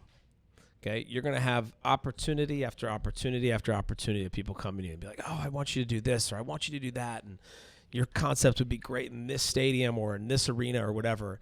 And you want to say yes to everything because your entire life has led to this moment. This is what it's all about. Okay? Don't worry about saying yes. Worry about answering why. Because if you say no right when you say no, there's going to be another opportunity that's going to walk through the door and say, I got another opportunity for you. And everything you say yes to is something else you're saying no to. 100%. So now I bring my team through it. So I have an executive team of people. There's 5 of us. So when we get offered an opportunity and they say, oh, we want you to look at X restaurant space, we all go. What filters are you putting it through? First, I want them to walk away and say, like, can you see this vision? Can you understand what it is that we can do here? And I want them to understand, like, what I see. Mm-hmm. Because, again, to your point, it's cash flow and people. I can walk into the room of our office at any time and say, hey, we're going to open up a restaurant in this city, or here and whatever. But I need buy-in from them to be like, why are we doing this, chef? What is the purpose behind the yes on this one? So now I walk them through the process, and it's a fascinating process. It's great for me too, because I think I actually end up reflecting a little bit more about what it is that we're doing, and if I want to say yes to things. And we've had a handful of opportunities this year that we've put through all these filters of why, and at the end of it, we say it just doesn't work out. It doesn't look like it's going to make sense for us. What about partnerships? You have multiple partnerships, and I personally think that if you want to be the best today, you can't do it alone. Yeah. The day of being a solo restaurateur, I think those are times past. Multiple partners. What have you learned about partnerships, and what is important to you in partnership? Well, I mean, partnership is a lot. First of all, you have to understand that it is a partnership. That it is a partnership, and there is business associated with it. So it's not very personal, when it comes down to it. Your partner has an expectation, like you have an expectation. Be clear about those expectations. Be clear about the boundaries of the partnership, and understand what growth looks like beyond that. I think often, look, I started to work for. This is always fascinating to me. Danielle opened up Restaurant Danielle when he was like 38 or 40 years old or something like that. Imagine doing that today, being 40. We're just stuck in this cycle of like, we need to get partners. We need to open a restaurant. I need to do it by the time I'm 30 years old. It's like we just want to do it so much earlier. I opened Spoon when I was 35, and he's always like, that's the good age. 35 is a good age. I'm like, okay, great.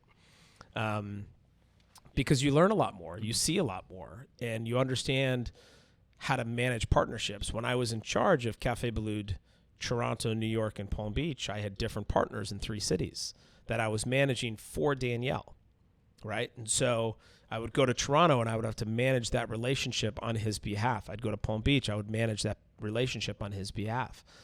And I would learn quickly the difference of managing those relationships and those partnerships, and how important it was to get the most out of that, and being respectful and understanding, look, it's a business, and that doesn't mean you can't have fun. It doesn't mean you can't do anything. So how do you draw those lines and recognizing this is a partnership, this is a transaction, there's a business side of this. Yep. How do you approach that? How do you draw those lines in the sand? I think a lot of it is you got to reach into your gut. What's your gut feeling? When you meet with a future partner, is this a person that you want to do business with? Are you excited to know that for the next 20 years of your life, you could do business with this person? And what does that look like, and how does that feel? I'm super, super lucky. My partners for Spoon, they're awesome. Did you have partners from day one? Yeah. They were all investors and partners from day one, all of them. So were they any operating partners, or were you the sole operating partner? I'm the sole operating partner. Yep. And so they're all behind the scenes investors. But again, that was a very, very clear defining moment when we put our partnership agreement together with all of them, that I would be the operating partner. And, I'll give you an example. One of the things that we agreed on, which is like so little, but very, very important to me, was that when we go to eat in our restaurants, we're not comped. I'm not comped. My partners are not comped. So I was here the other night I was out with some friends, and they said, oh, let's go grab a drink at Spoon and some bites. I said, sure. So we came here. And I was leaving. We were about to leave, and so I walked up to one of the servers. I said, "Hey, just give me the bill and throw it on my card." And I came back out of the bathroom. He says, "Chef, I didn't know we don't comp you, right?" And I said, "No, never." And he says, "Why is that?" And I said, "It's integrity." I said, "I can't expect to be comped, and then expect to comp my investors if we're expecting to make sure that the financials are on the up and up, and that we trust each other." So it's like, that's a very little boundary, but it's very important because it was like set from day one. It's a discipline. And it's just like, this is what we do. Yeah, and that standard applies to us all. Doesn't matter who you are. Yeah, I love that. What haven't we talked about up to this point? I mean, I could continue to talk to you, but I do want to respect your time, man. What haven't we talked about that you think we need to talk about before moving on to the speed round? I don't know. I think we did pretty good. Yeah, man, you covered a lot. That was a lot. I do want to echo the mission statement to inspire, empower, and transform the industry. So on this idea of transformation, where the industry is now, where we're headed, what are you doing intentionally to transform yourself and your business to evolve, to be better? Yeah, I mean, it's changed a lot from when I started to when I opened Spoon to where it is today. I mean, I think for me, a lot of the transformation and a lot of the idea of inspiration, I lean a lot into mentorship. You know, how do we look at the people who are working with us on a daily basis, who are very young and sort of looking up into this world, like, what do I do? How do I get there? And really focusing on their growth and how they do end up getting there. I think I love social media for what it is. I hate that it takes away curiosity. I think it's really, really tough on us. I think it's easy for us to look on social and say, oh, what's Renee doing at Noma? Get a little inspiration. You know, and then I'll get inspired. It's like, yeah, but what about reading the book? What's the purpose behind that dish? And so that part I struggle with a little bit. And I just want to make sure that the team is like thoughtful when they think about what it is that they want to do. I'm not being rude. I'm looking at my phone to look up the name of a book called The Shallows by Nicholas Carr, and it talks about the impact that technology is having on us. A lot of narrative out there of people in my space, other podcasters are sharing the importance of social media and how to do social media and all this stuff. We never talk about the bad side. Right. And it's unprecedented. This thing, social media, it's a new thing. We don't have social norms associated with how to handle it. Right. We haven't gotten that far yet. It's only 10 years old. You know, like, what are we doing? Right. And they talk about the importance of just shutting everything. We are bombarded by information today. It's unprecedented. And sometimes you need to go internal. Yeah. Sometimes you need to shut everything off and just drive in the car with nothing but your thoughts. Yep. Right. And that's where the creativity starts to come. Yep. Is that aligned with what you're saying? Yeah. It's people always ask me like, oh, when do you think about dishes? I'm like, when I'm in the shower. Right. Or when I'm in my car. Yeah. You know, but even the car is harder because now your phone's attached to your car. So along that vein of inspire, empower, transform, what is the message? I mean, the message really is to stay curious. Stay curious and find a mentor. Find somebody who wants to help see you into what is next for you, and give them everything you have, you know, and require the same from them to give it back to you. Yeah. There was one more thing that I was hoping would come out of today's conversation before we go to the speed round. Heart of the House Foundation, a nonprofit organization created to sustain the growth, health, and prosperity of Soigné Hospitality family now into the future. What is that? Yeah, so we started, Allison Arth, who's a friend of mine and a colleague, we started this organization right 5 days after COVID hit. And we saw everything kind of come to an end. And I remember seeing something or reading something where Danny Meyer was selling gift cards, and then he was giving 100% of the profit of the gift cards to a nonprofit he created, which was going to help his team. So I called a friend of mine who was a lawyer in New York, and I was like, hey, I saw this thing that Danny did. I want to learn about it. Do you know anything? I want to create this nonprofit. He's like, oh, yeah, I created it for Danny. Damn. He's like, I can do it for you. I was like, great. And literally the next day, the nonprofit was formed. It was done. Pandemic's gone. Nonprofit is still there. Still there. Yeah. So the intention is to really find how to, there's a lot of reasons why people need a lift in life, and it doesn't always have to necessarily be a public ask, and it doesn't have to always be a GoFundMe or whatever the avenue is. And sometimes people just need just that little bump to get them through the month. And if that's what Heart of the House can do, then that's what it's going to do. If there's a great bank locally called Bell Bank here, who I work a lot with, and they do this Pay It Forward program. So they give each of their employees, I think they gave us $5,000, and you literally pay that forward. You can pay it forward to one person or two people. So let's say you have a car and you get into a car accident. Now you don't have a car and you can't get to work. I can pay it forward and gift you this $5,000 to buy a car. And I just love that. I think that there's a responsibility that we have to just sort of teach that side of our business. So is this just like an account that's sitting collecting money over time? Yep. To basically be there so when somebody needs, they apply for it, and then there's a board of directors who then research their application, and then they approve it, or sometimes they don't approve it. So is it a percentage of total profit from all the assets, or how does that work? Nope, people donate to it. Yep. So we haven't had a lot of donations because COVID's over. Right. And obviously when we first opened the donation line, it went gangbusters, and we raised a ton of money.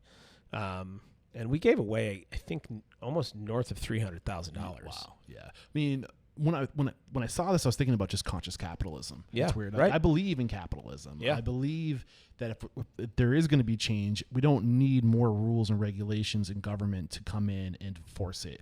I don't think people like being forced to do things. I think that we can make a change by changing culture, a collective culture, instilling values, and making an example of people like you of like, this is what you want to attract onto yourself the best. Yeah. Be a reason to attract onto and care about your people.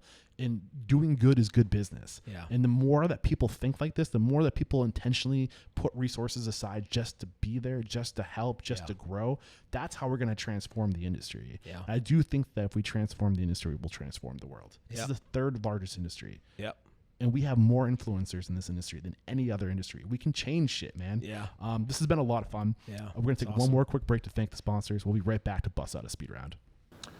We have to interrupt today's video to let you know that right now, Restaurant Systems Pro is offering a no strings attached 60-day trial that will help you improve your systems, increase your profit, and find better work-life balance. All you have to do is click the link below. We're back, and the first question I have for you is, what is your it factor, a habit, a trait, a characteristic you believe most contributes to your success?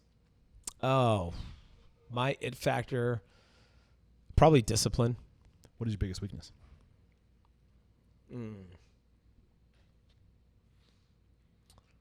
Probably ego.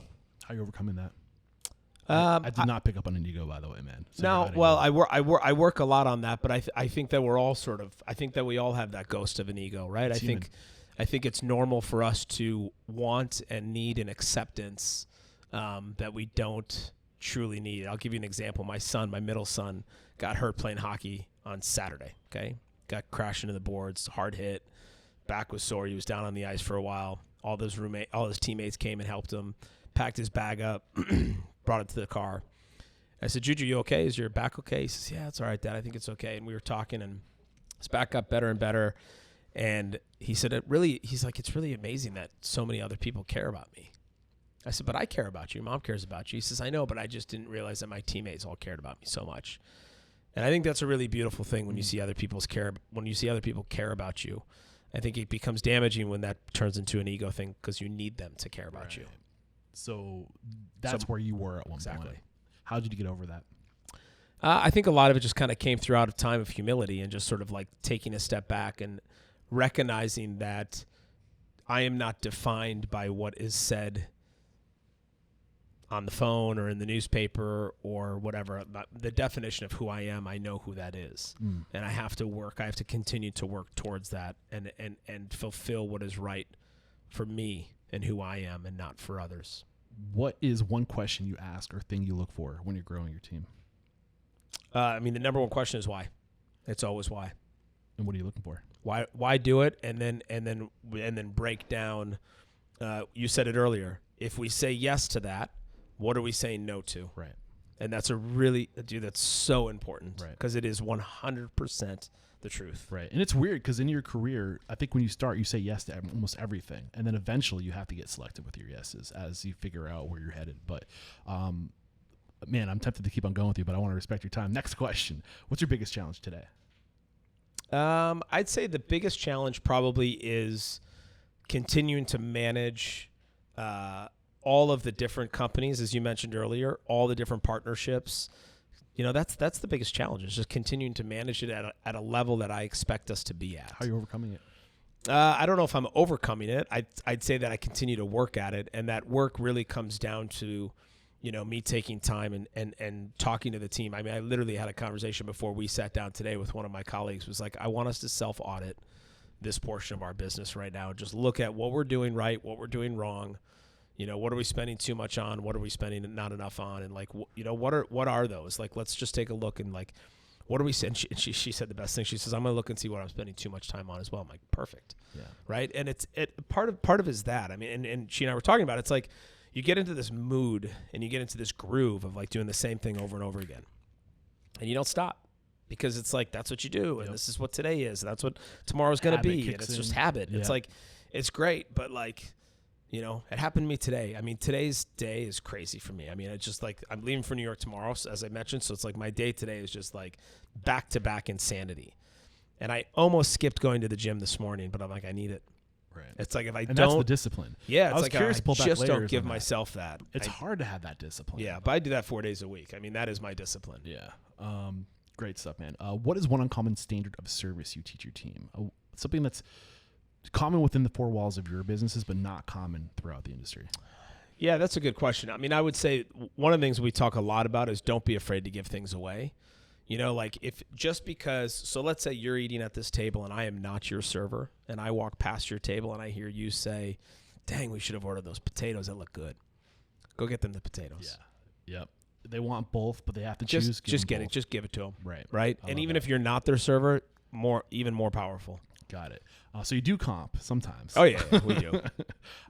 What is one uncommon core value, a belief, a conduct, a way to be, a behavior you teach your team?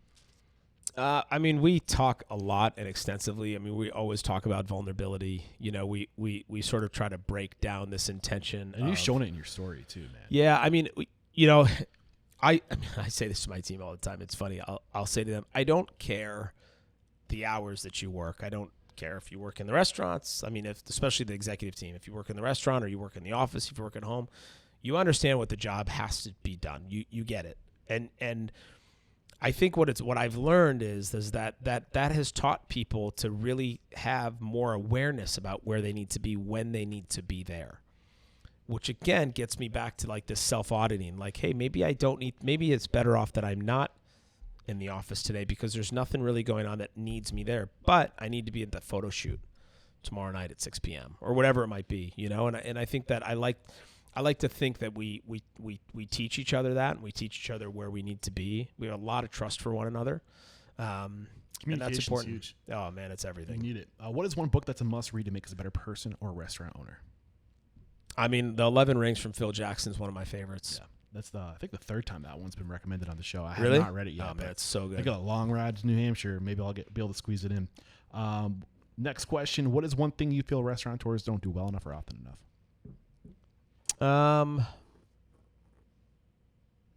I don't think the pandemic has helped, but up until then, we never were good at sharing with each other our failures and or our successes. We allowed other people to share them for us.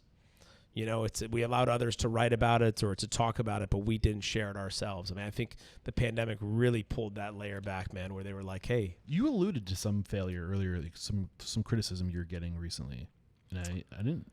Oh, I don't know about recent, but like when I opened Spoon, I mean, it was like everybody loved us, but one one writer just hated our restaurant. Oh, really?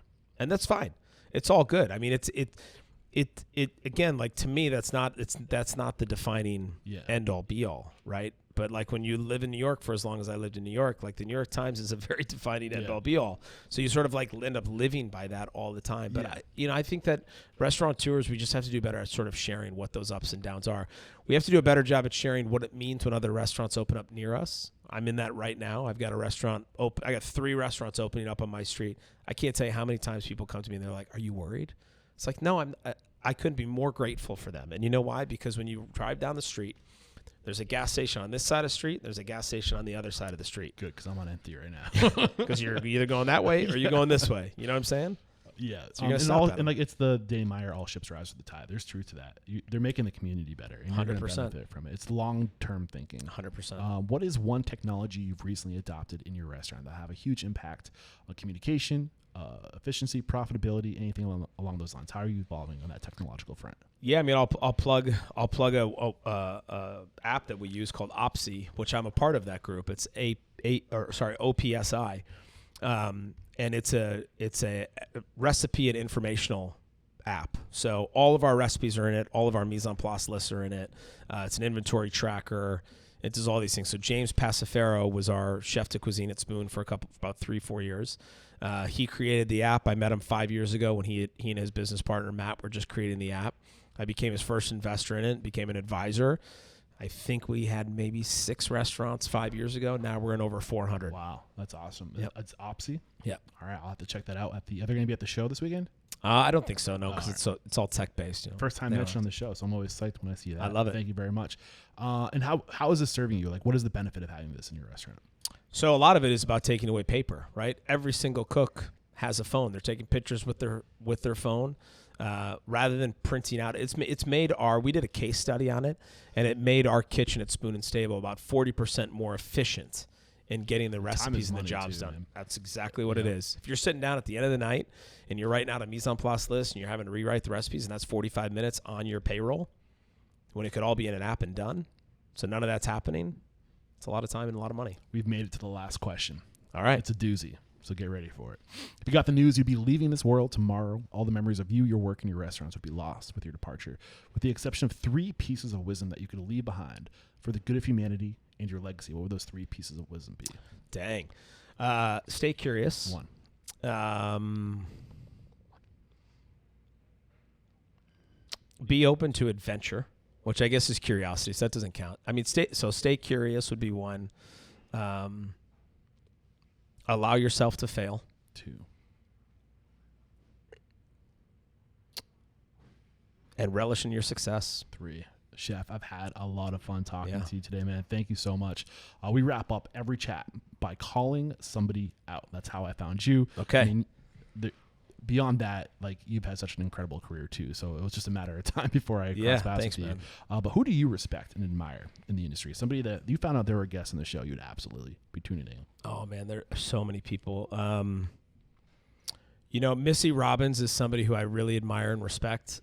I'd love to connect you with her. Missy and I have known each other for years. She actually took over an Andrew Carmelini kitchen in New York City as well.